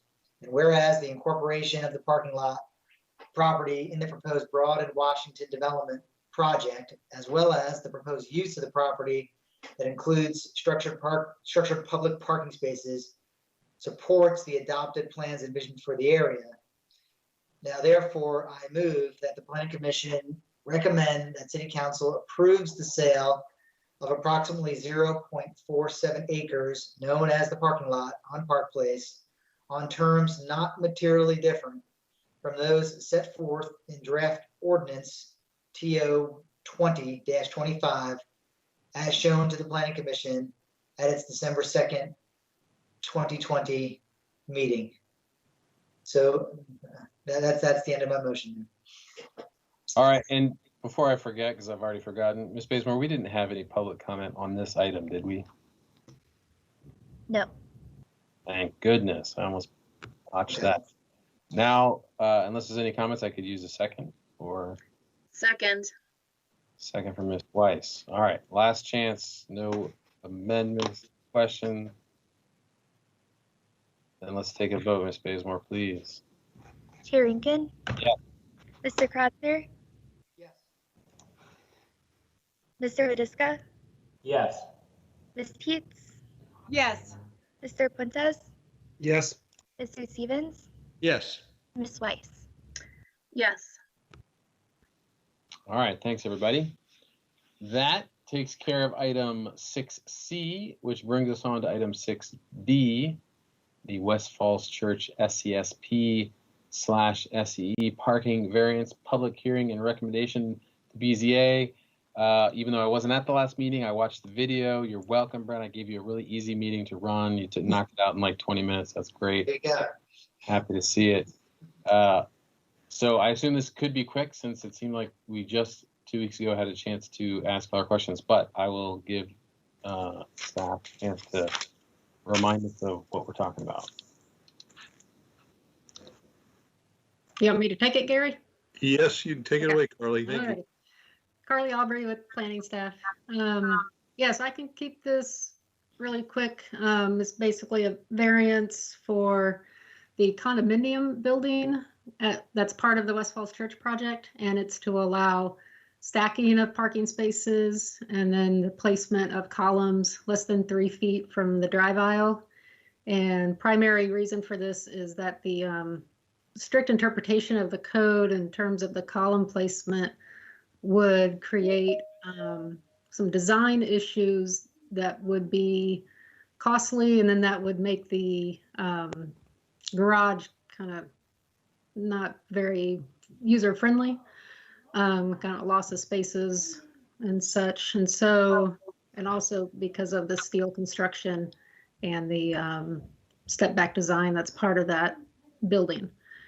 And so, and then they're also requesting tandem spaces, 19 in total, and staff supportive of that because it would not have any overall function on the overall garage, and those spaces would be owned by a single unit. So it would function similar to a driveway in a single family detached unit. So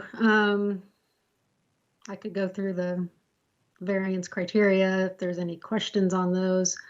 Otherwise, we're recommending support of this, and then that planning commission provide a recommendation to the Board of Zoning Appeals, which are going to meet on the item on December 17th, December 17th.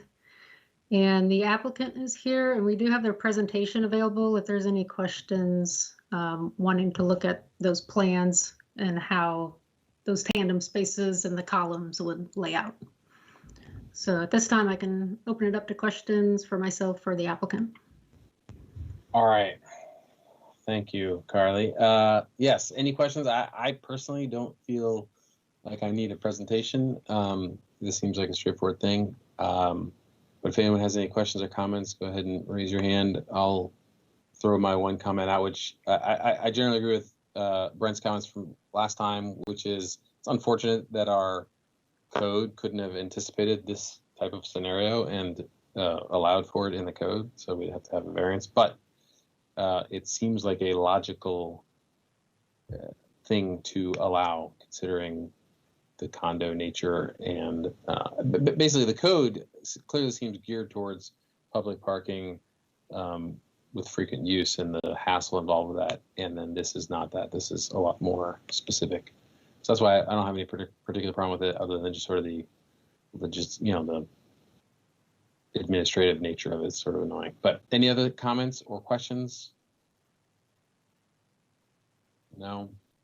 Does the applicant really want to say something? Because I'll let you, but I think you can probably just stay quiet and get what you need. It's up to you. We're perfectly happy to say anything if we need to. For the record, my name is Amy Friedlander, and I'm here on behalf of FCGP Development. I have our whole team here, including Robin Betterell and Chris Huffer and Dave Lasso and Charles Battle. We're happy to answer questions if you need us to, but obviously happy to also let you make a recommendation. Yeah, I think we're fine. So now I'll just wait for someone to make a really easy motion. This one's like super short. I'll do it. All right. I move to recommend approval of V1618-20 to the Board of Zoning Appeals for public hearing and action on December 17th, 2020. I second. All right, and before we vote, I did it again. I'm guessing there's no public comment, but I just want to make sure. This is a lot easier when we're actually in person and you can see that there's no one from the public there. Yeah, there's no public comment.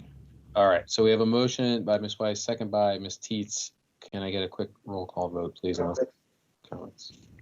Yeah. All right. Brent has a quick. Real quick, this is just discussion on the motion.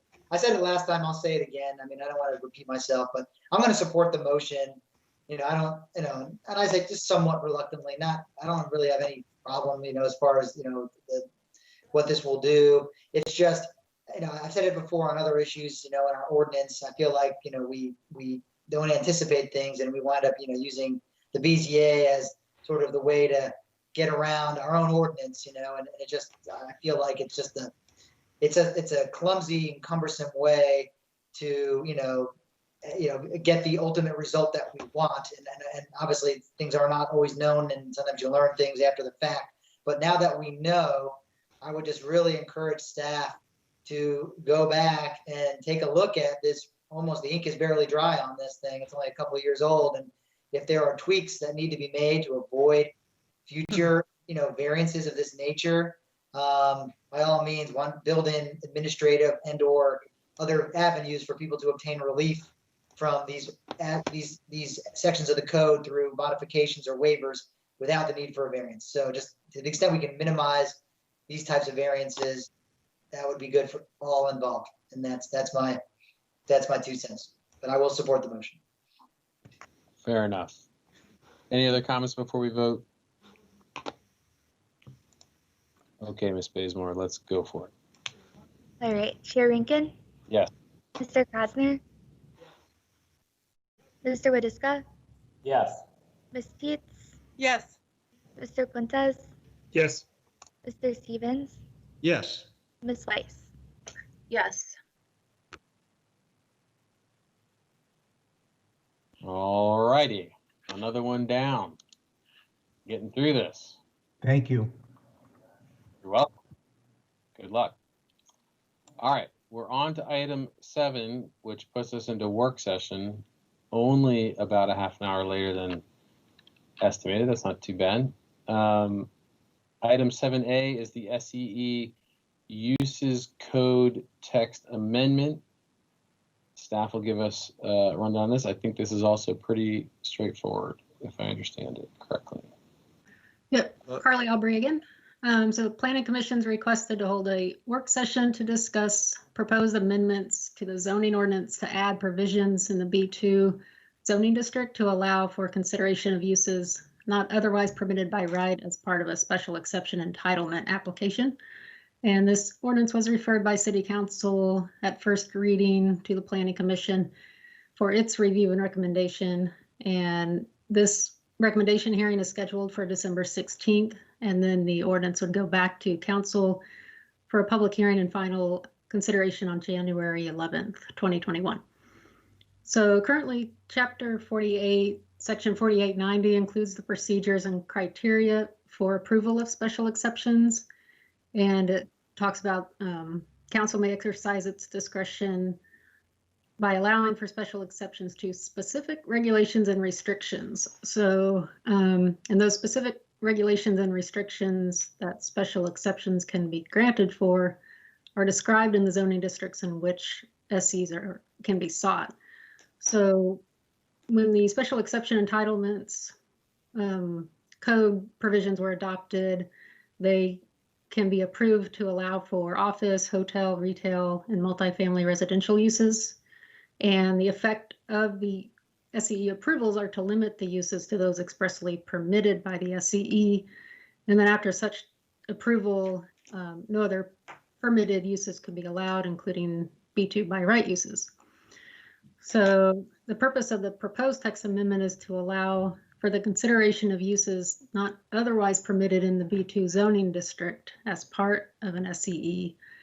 And currently the Falls Church Gateway Partners has submitted a SEE amendment, and that is requesting the addition of several commercial uses not listed in the SEE, and some of them, or that in the SEE that has been approved, some of these uses are considered a type of retail or are accessory to a permitted use which were approved in the SEE, but some are listed in zoning districts other than B2, but which could make a lot of sense for the site. So some of those examples include a daycare, bowling alley, kind of along the lines of like Pinstripe that's up at Pike and Rose, pet services such as a example they've used as Dogtopia, and also a radio station, or in this modern day, a podcasting studio. So these uses, while called out specifically as by right in other districts, they're not in B2. So the standards that we would use to review that, it would be reviewed as part of the SEE or an SCE amendment, and the council would approve them based on a finding that the uses would contribute to significant net revenue benefits, build community, and help achieve the goals and strategies of the Special Revitalization District. And council could attach conditions as necessary to fulfill the intent of the zoning chapter and mitigate any impacts. So the review process would be the same, that there's no proposed change to that. And there is a comp plan analysis, which for these changes, and these changes would support the provision of flexibility to be responsive to market changes, a greater variety of uses, and supporting revitalization. So staff recommends placing this item on the December 16th agenda for recommendation to council. And at this time I'm done, so I can take any questions. All right, thank you. So any questions? As a reminder, we're not actually voting on this tonight. The question, this is our opportunity to ask questions, to have them answered before we vote on this next time. My only question is just sort of clarify, this is essentially not giving a developer any extra power. It's giving city council the ability to permit some uses if they want to that wouldn't otherwise be permitted by default, correct? Correct. It wouldn't have to go through the SCE process and approved by council. The SCE process, which council basically controls anyway. Yes. Yep. Anybody have any thoughts or questions on this? I guess it seems straightforward to me. Not seeing any. So I'm going to say, Aubrey, that Ms. Aubrey, we're in good shape. You come back next time, we'll probably just get a quick vote on it. All right, great. Oh, Brent, you got it. I'll give a quick comment. It's actually almost in line with my other comment, but in this case, obviously, there's no such thing as a use variance. So we are like, we are changing the code, which is good. But I think that to the extent that like in most, places, obviously, like jurisdictions have moved away from very specific lists of permitted uses to more general categories so that you don't have these types of problems. You get into issues where, again, it was very common in years past to, again, permit these very specific long lists of uses per zone, whereas today it's much more efficient to look at broad categories that can encompass, all of these types of things without having to, get into this type of issue. So to the extent that staff can look at that, I know this is being very tailored very specifically, in this instance, but again, to the extent that the uses in B2, could be updated, that's the other thing. A lot of them, I'm sure a lot of the things in there may be anachronistic. You mentioned radio stations, things of that nature. To the extent you can, try to update things for the 21st century in a broad, general way to not, run into this issue, I would encourage you to, since you're going through this exercise, to take the opportunity to look at it. And not, I know you're doing it kind of quickly here, but if there's any time to, look at it and look at what some other places are doing in the region, I would encourage you to do that. Agreed. Mr. Stevens, you have a comment?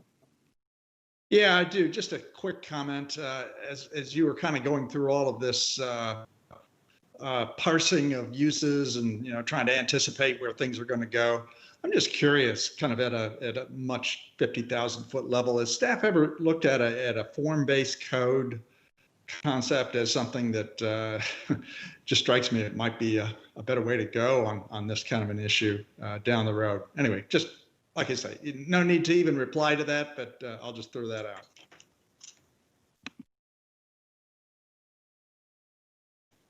Fair enough. Sounds like a good discussion topic down the road. I'm guessing the answer is yes. Shaina Shaffer would have delved into just such a subject, I think. Yeah, I worked somewhere where we had it for like the downtown district, and it was nice. There's pitfalls to that as well, but I would say our zoning ordinance could use an update in terms of uses. we did discuss this on the planning commission a number of years ago. It was a very lively conversation. We could dust off some of those old arguments that didn't really go anywhere, but it was a good discussion. Yeah. Yes, indeed. All right. Well, let's move on from this. I think we understand this, and when it comes up next time, we will be prepared to vote on it.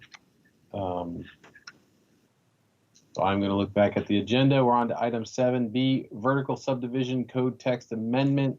This one sounds really interesting, I guess, as far as code amendments go. Lay it on. Is this you again, Carly? Yep. All right. So again, this is, work session tonight. Be on for a recommendation hearing on December 16th to council. And this is to help facilitate the Falls Church Gateway Partners development of the West Falls Church project. This is something that, so basically a vertical subdivision is you go vertical into the air and then you still divide horizontally. So there's been kind of a, do we call it horizontal? Do we call it vertical? But basically you go up and then you start dividing. So you have cubes in the sky. So, but we have mirrored or borrowed heavily from Arlington County, which has had these provisions in their subdivision code for quite some time, since the 80s. And it would allow for kind of simpler financing for certain buildings. And then also it does not circumvent condominium laws, but kind of provides the same concept. So there would be, so say for one mixed use building, block A, like there would be the retail would be one parcel and the multifamily would be another parcel. That's kind of the simplest example. So there is enabling legislation at the state level that allows jurisdictions to define what a subdivision is. Our city charter provides the power for us to create a subdivision ordinance. And so some of those, starting on 108 in the staff report, gets into the specific amendments that we are looking at for the subdivision ordinance. They're overall fairly simple. It includes defining a lot, or has a lot definition that includes airspace, and then requires a plat show horizontal division using established datum, and including a vertical component. And then it would limit the number of parcels to 4. And again, it's not intended to replace condominium unit developments and requirements. So we have been working on with FCGP and the building code official on this ordinance as well. We don't expect any changes really to this ordinance, but there could be building code modifications or variances that might need to be requested, mainly in the area of fire access. But that would be when application for a subdivision plat is submitted for this vertical components. In terms of review process, these would follow the existing review process of going through the planning commission. So at this time, that's all I have. If there's any questions. All right. Thank you for that explanation. Any questions, everyone? I agree, vertical subdivision makes a little bit more sense than horizontal, although it is confusing. My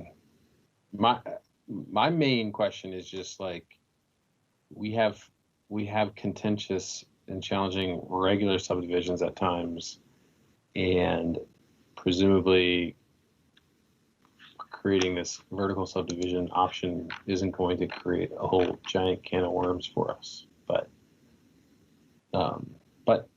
here's a question: we have other places, like, is the Byron condos up top, residential condos up top, and retail on the ground floor? And is that just I'm not an expert on condos. Is that just a regular condo structure? I believe it is. Gary might be able to confirm, but yeah, I think that's kind of your typical condominium.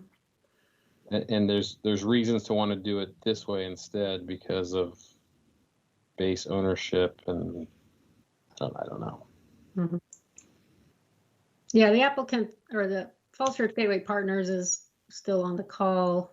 And they might be able to explain better kind of like the financing reasons why it's easier for these mixed use buildings to have vertical subdivisions. Yeah, hi, everybody. This is Robin Betterill with FCGP. The main reason for our request for this is that there's just more purchasers and investors out there for this type of ownership structure. The condominium ownership structure tends to turn off certain parts of the capital markets, and that's really the main reason. It's trying to give ourselves the best opportunity, and obviously that affects value.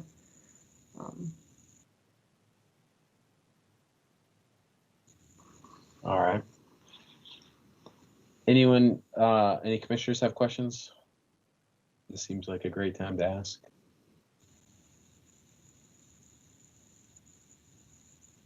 No. I only wanted to just support your comment earlier, Andy, on making sure this is drafted in a way that avoids unintended consequences in terms of subdivision decisions. Yeah, and I'm glad to see that we're, looking at how other people have done it and using that as a guide. That makes sense to me.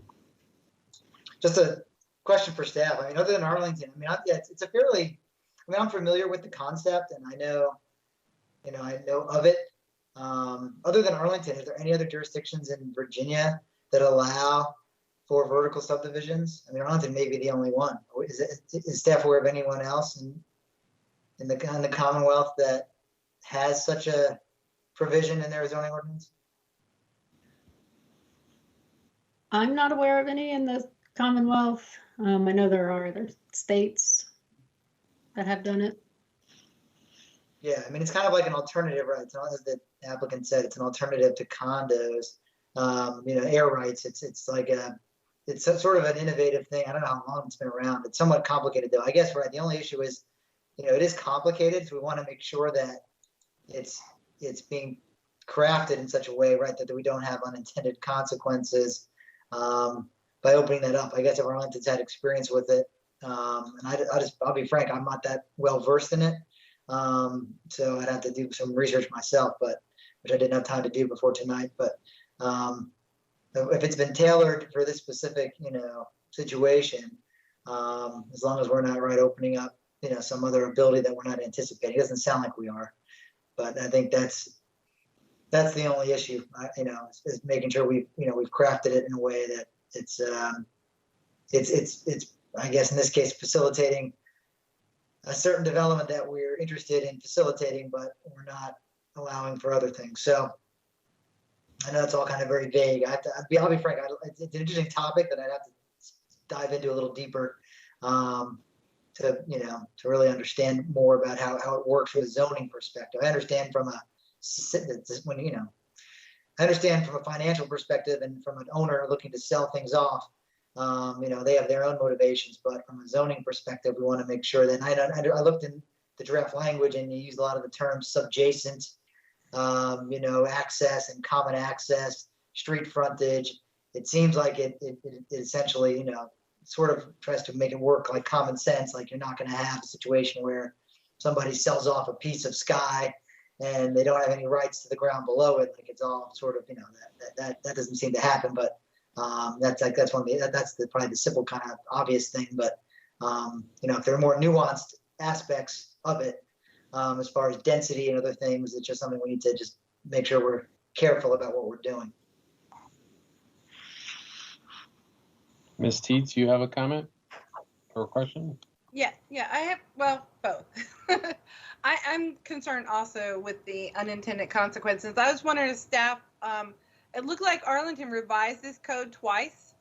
Did they have a history of problems with it? Do you know of any projects or sample, things that happened in Arlington that you could talk to us about? Because I'm just curious how it's been used there and why they felt like they had to revise it twice.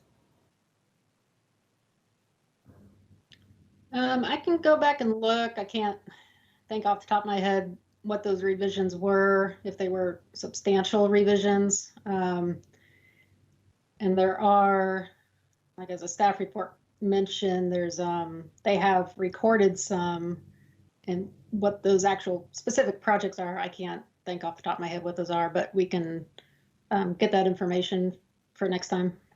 Yeah, that'd be great. I'd just like to know why they felt like they had to revise it, you know, if it was related to an actual problem, and just would love to see, you know, hear about any examples, like 1 or 2 examples where they've actually used it.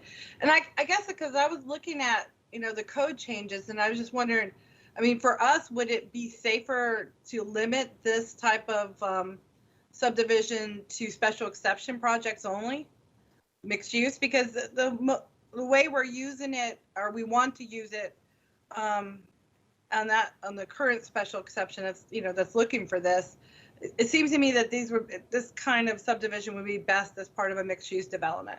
So I wonder if we should just limit it. Yeah, we'll look into that. There is something in the proposed text about, and I think it refers to access to public streets, or if they're private streets, they have to meet public street standards or otherwise be approved by council as part of an SC.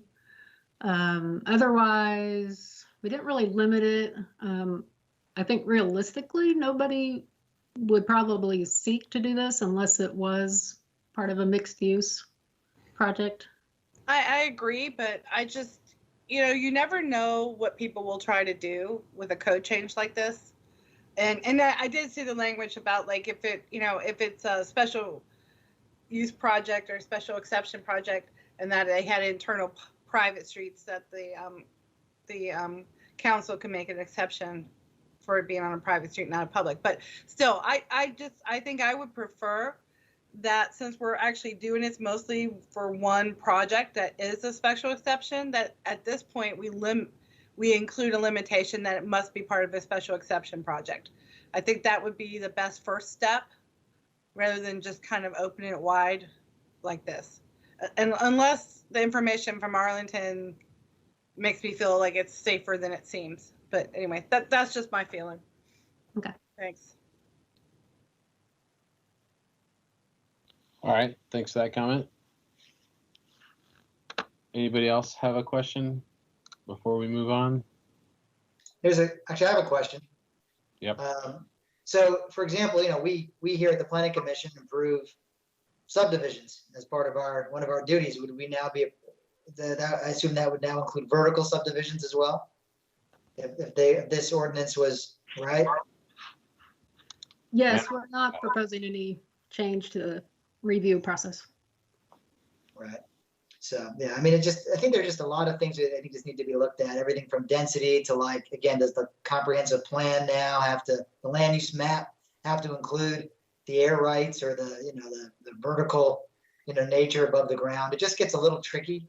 So we want to make sure before we do something complicated to help one particular vested interest, that we really do look at it very carefully. Perhaps it is only tailored so that in this instance it's for this particular area. I mean, I just think it requires study, and it seems like it's being rushed through. And so I do have some concern about just the speed with which it's being presented. This is the first we've heard of this, and the timeline, as usual, shows like, okay, look at it. You have one day to give us comments, and in 2 weeks, we're approving it. So, I mean, I just think it's a more complicated concept. I don't know how long Arlington took to develop it. I doubt it was like in 2 weeks. So again, I think that let's just not be hasty on something that, has potential implications beyond this one site and this one particular vested interest.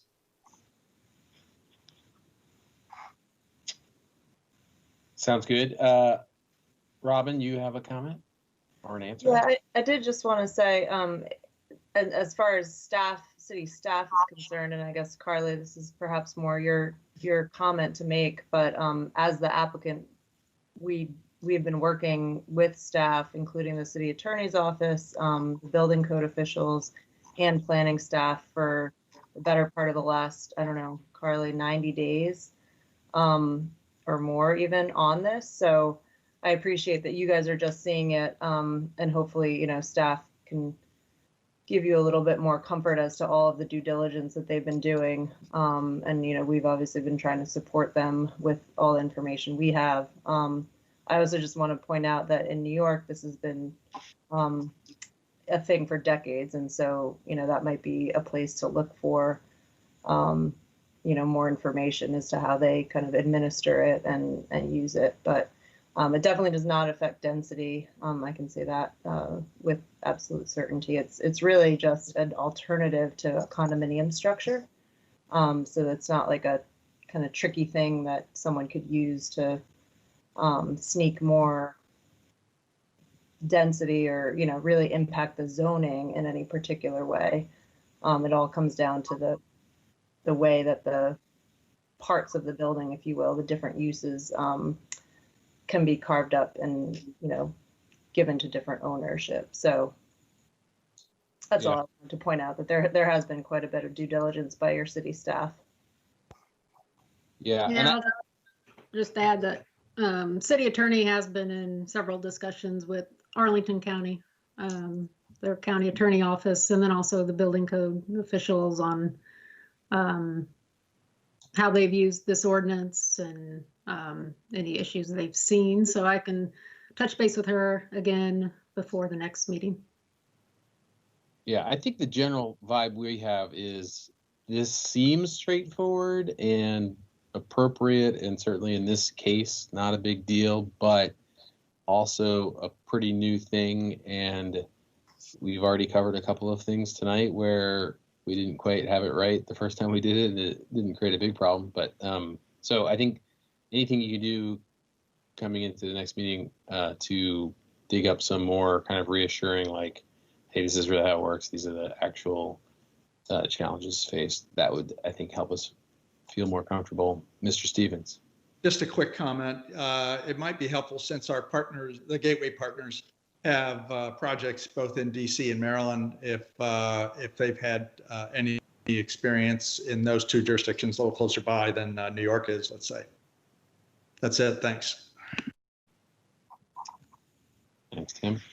Yeah, I will say we do this all the time on our mixed use projects in DC. So the Wharf is an example where we have these types of subdivisions, you know, all over that property. So I guess, you know, there's different building code stuff and, you know, different jurisdictional laws there that make it administered differently, but which is why I think your city staff has been focusing on Arlington, since you guys are all in the state of Virginia, but we do this all the time in DC as well.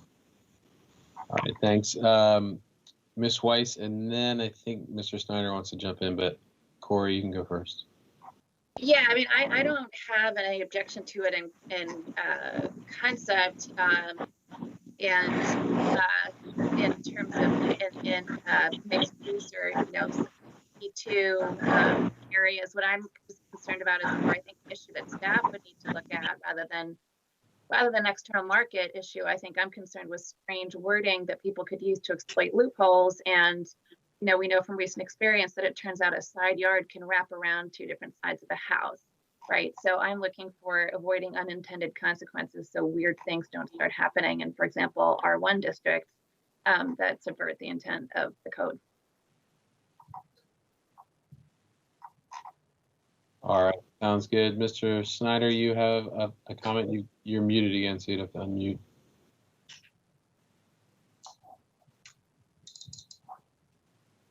Jim, if you're talking, you need to unmute. We're not hearing you.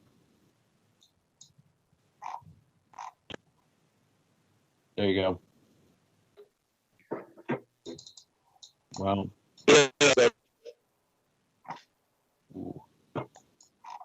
Can you hear me now? Yeah, now we can hear you. Go for it, Jim. Well, we heard you for a second anyway. Yeah. These all be special exception projects. They would not be by. Okay. All right, Jim, your connection seems bad. We heard you say that they would be special exception projects, so that's reassuring. But for some reason, your connection is not good. But I think. Yeah. I'm trying to get it to work properly. All right, now we hear you. Now let's see if that works.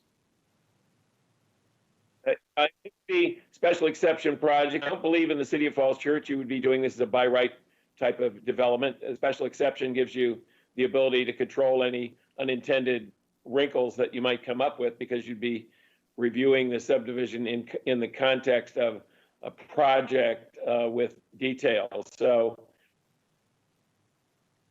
certainly the intent of this is to help the financing of a complex vertical type of project. So I think Commissioner Teet's comments are on point. I don't believe it would be intended to be used for a by right type of situation, and it would not be used very commonly, I wouldn't think, except for more complex projects like this one. All right, that's helpful. It makes sense. All right, anything else? We still have a little bit more to cover tonight, so I'd love to move on from this unless there's anything pressing left to cover. Not seeing anything. I'm going to move on to item 7C, Founders Row Site Plan Amendment, Public Art. Seem to be getting close to some action on this. All right, this is Gary Fuller. Jeff Holloran was the planner working on this. He was at the concurrent AAB meeting tonight, so I'll be covering this item for him. And he may join us in progress, we'll see. So this is a work session, and it's been scheduled per the art review procedures that we had presented to the Planning Commission earlier in the year.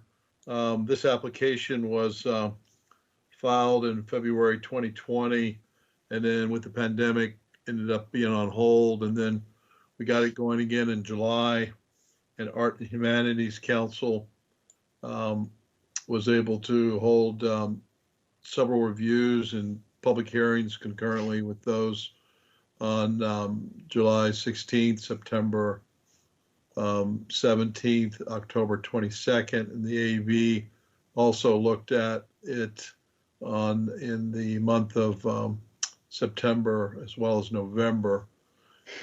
Arts and Humanities Council and AAB had recommended generally that that it be more of an abstract type of art, and so that's what we've ended up in terms of a recommendation from both the applicant as well as those groups. And so you're scheduled to get this formally for action on December 16th. So this work session is to allow some further discussion and let you see the concept. It's in attachment 4. It shows a progression of kind of the thought process that they went through, which is, for art is very subjective. And so the refinements are kind of outlined through that graphic depictions of the process. And so you can see how that looks. This is subject to, as I mentioned, a site plan approval by the commission. That came about through the SC had this requirement for the theater facade facing the St. James easterly, the large expanse of that wall. The thought was with some kind of art or mural would go there. So this process has worked for that, and so under site plan, it wasn't addressed at that time. So it was a under the site plan approval, the applicant agreed to come back, at a future date and, work on the art piece. And so that's what is proceeding. And so your approval is telescoping from that earlier action and their agreement to do a site plan amendment separately later.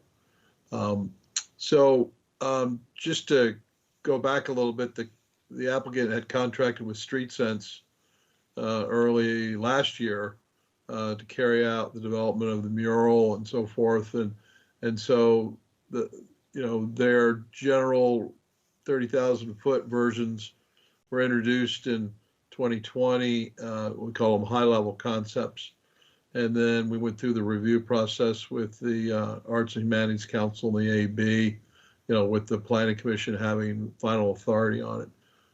So after receiving feedback on the updated concept, the applicant prepared a draft of the mural, and the AB and AHC both received those drafts positively, and it's been revised. And so with the updates, the boards have unanimously recommended approval of the proposed mural to the Planning Commission.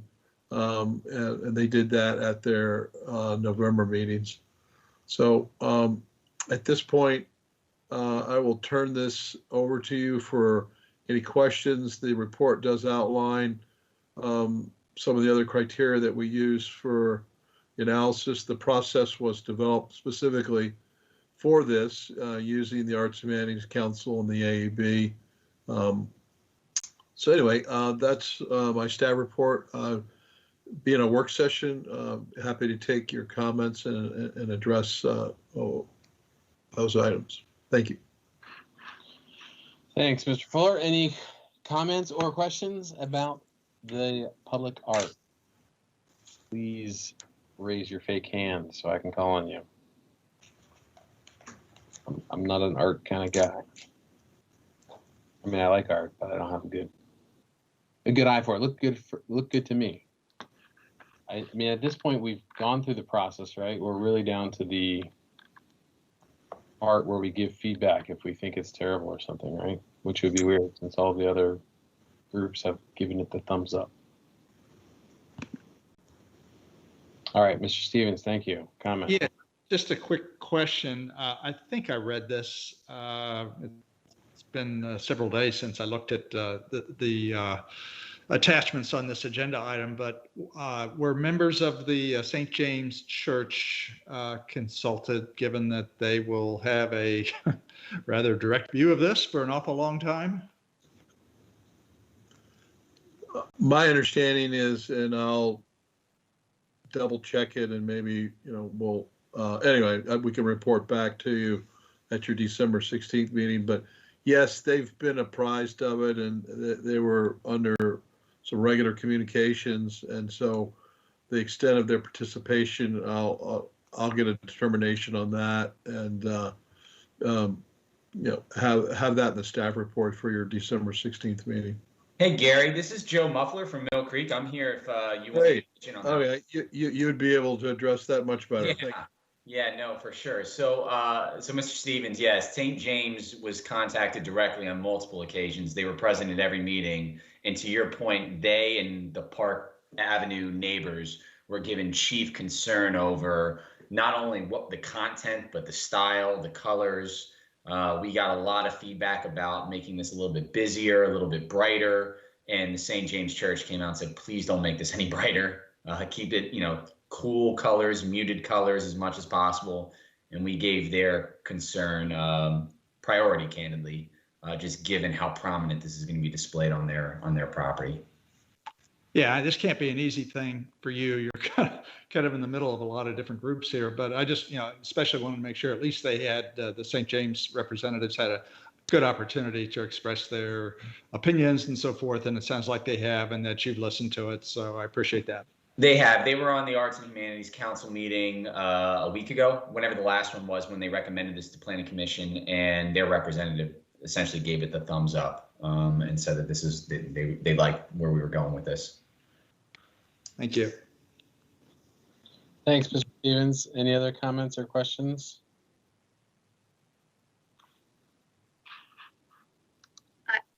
question or a comment, really. Sure, go ahead. And I mean, just sort of thinking about the design guidelines. Well, I mean, I guess I think it's quite lovely. It's pretty. I'm just confused about why it's a pastoral agricultural landscape, since we're not a farming community. It just seems a little out of place to me. And I recognize this has gone through the process with others, so maybe we're just late in the day for that, but that's a little confusing to me. I think that when we presented the high level concepts, we had kind of more urban concepts, more I think modern contemporary concepts here. And for whatever reason, the feedback we got almost unanimously from the councils and commissions we went to, councils and boards we went to, was they liked the idea of a quiet, more pastoral setting, especially given how heavily residential it was. They thought something busier, something brighter might be too intrusive. So this kind of harkened back to a more peaceful time. It was just a more peaceful setting. So that was the feedback we received. Again, I would not consider myself an art guy either, to Mr. Rankin's point. But I was, very encouraged by the feedback we got from the people we spoke with, that this was the direction they wanted to pursue. So if you look on the first page, the non-covered page, you'll see that's this page. This is the thematic concept, one of the 4 that we presented. And this one, especially the tall vertical image, was the one that we received a ton of feedback on as being liked. So that's what was used to influence where the mural went.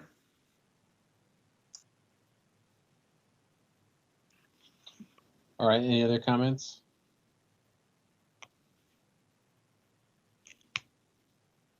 No hot air balloons? Okay. All right, well, I think that's it for public art for the work session part. We'll be voting on it soon. Okay. All right. Whew. All right, well, we're done with that work session stuff. Now we're on to item 8, information items, planning commissioner reports. Everyone report in. What do you got? We had Thanksgiving. Not a lot happened. Anything else? No. They've completely shut down school again. That's exciting for me. A bunch of us got reappointed for another 4-year sentence. Oh, yeah, I got some email with that. I didn't even read it. I don't know. I missed that council meeting, but apparently, I don't know. 4 more years. I guess it's like I said. I think of it more as a sentence, but I'll serve it. Try to serve it well. Can we vote to give ourselves a raise? I don't know. Probably not. I mean, you're the chairman. You get the big bucks. That's right. That's right. It's not worth it. All right.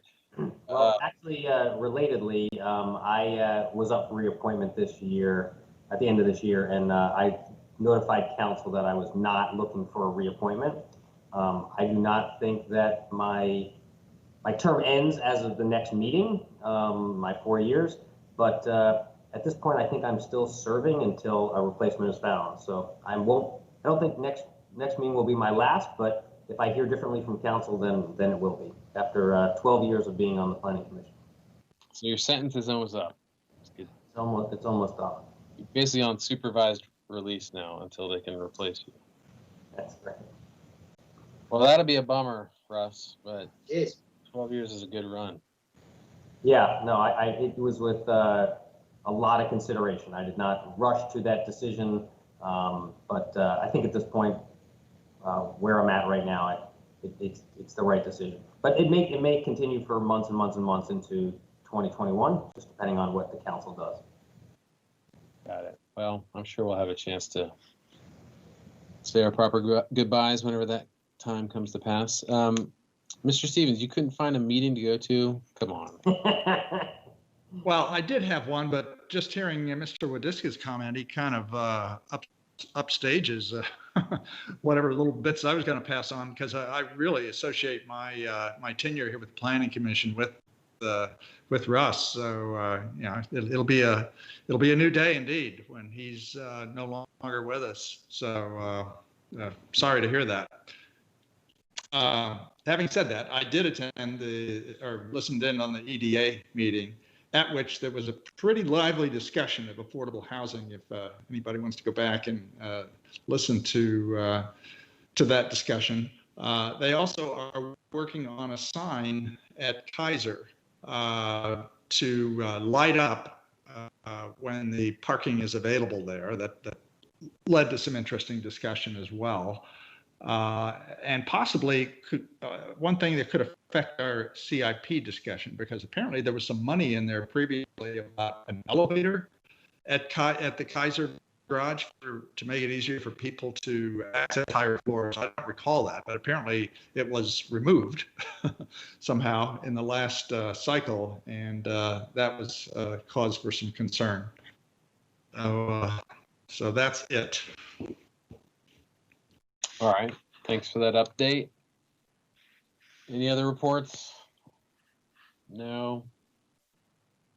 I assume everyone read the correspondence we got, since it was mostly about items we've already talked about. And then, as I mentioned before, unless anyone feels strongly, or Gary, if you want to, but I got a message from Mr. Stoddard suggesting maybe we just cover these director report items in our next meeting, since he is the one responsible for them and probably knows more about them than other people. That is correct. That's the discussion that we had. I think he wanted to introduce these items and you know, have a discussion on each one of them. There were several of them listed in there. So I would encourage you to take a further look at those if you haven't had time to completely look at them. And then we're going to put those on the next agenda again. So I think he would like to go over those with you by the end of the year, so you'd have the benefit of it as we look at CIP and other things, work plan and so forth in the future. All right. Thank you. That sounds good. And then I don't know if Mr. Snyder has his hand up from before or if he has new comments, but if he has new comments, now's the time. I do have some comments. Can you hear me? Yeah, we can hear you right now. One, I wanted to congratulate Russ on a great run. It'll be almost 10 years for me in February, and I just wanted to compliment you on your lead and wisdom. Things happen in the city. There's been a lot of progress in the last number of years, and you're a big part of that, particularly pushing us to get the West End planning done and getting the school started, and a lot of things that kind of didn't want to get traction that have. I'd say congratulations. Been a real pleasure working with. Well, done such a wonderful. Thank you, Jim. At some point, I'm sure I'm just going to say something, but you know, I just wanted to follow on. First of all, say congratulations to those who got reappointed, but just to make mention, so it wouldn't be a big surprise if next week or next meeting is the last one. But I didn't want to hijack this meeting and make this about my service here. But thank you for your kind comments. I really enjoyed my 12 years for sure. What I want to know is, your dad's still going to watch after you're gone. How can you turn away from this soap opera? Our only viewer. All right, look at that. It's 9:59. Hey, Gordon watches sometimes, so he's my husband's our other viewer. The elevator. Yeah, elevator.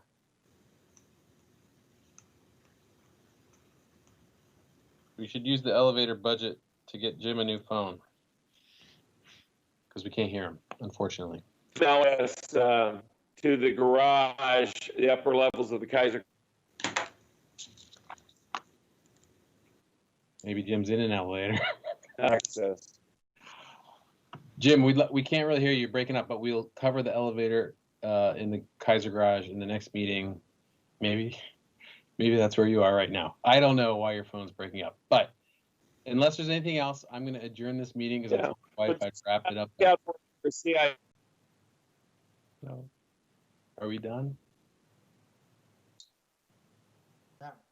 You guys ready? All right. All right. Thank you. See you guys in a couple weeks. All right. Bye. We're adjourned. Thank you.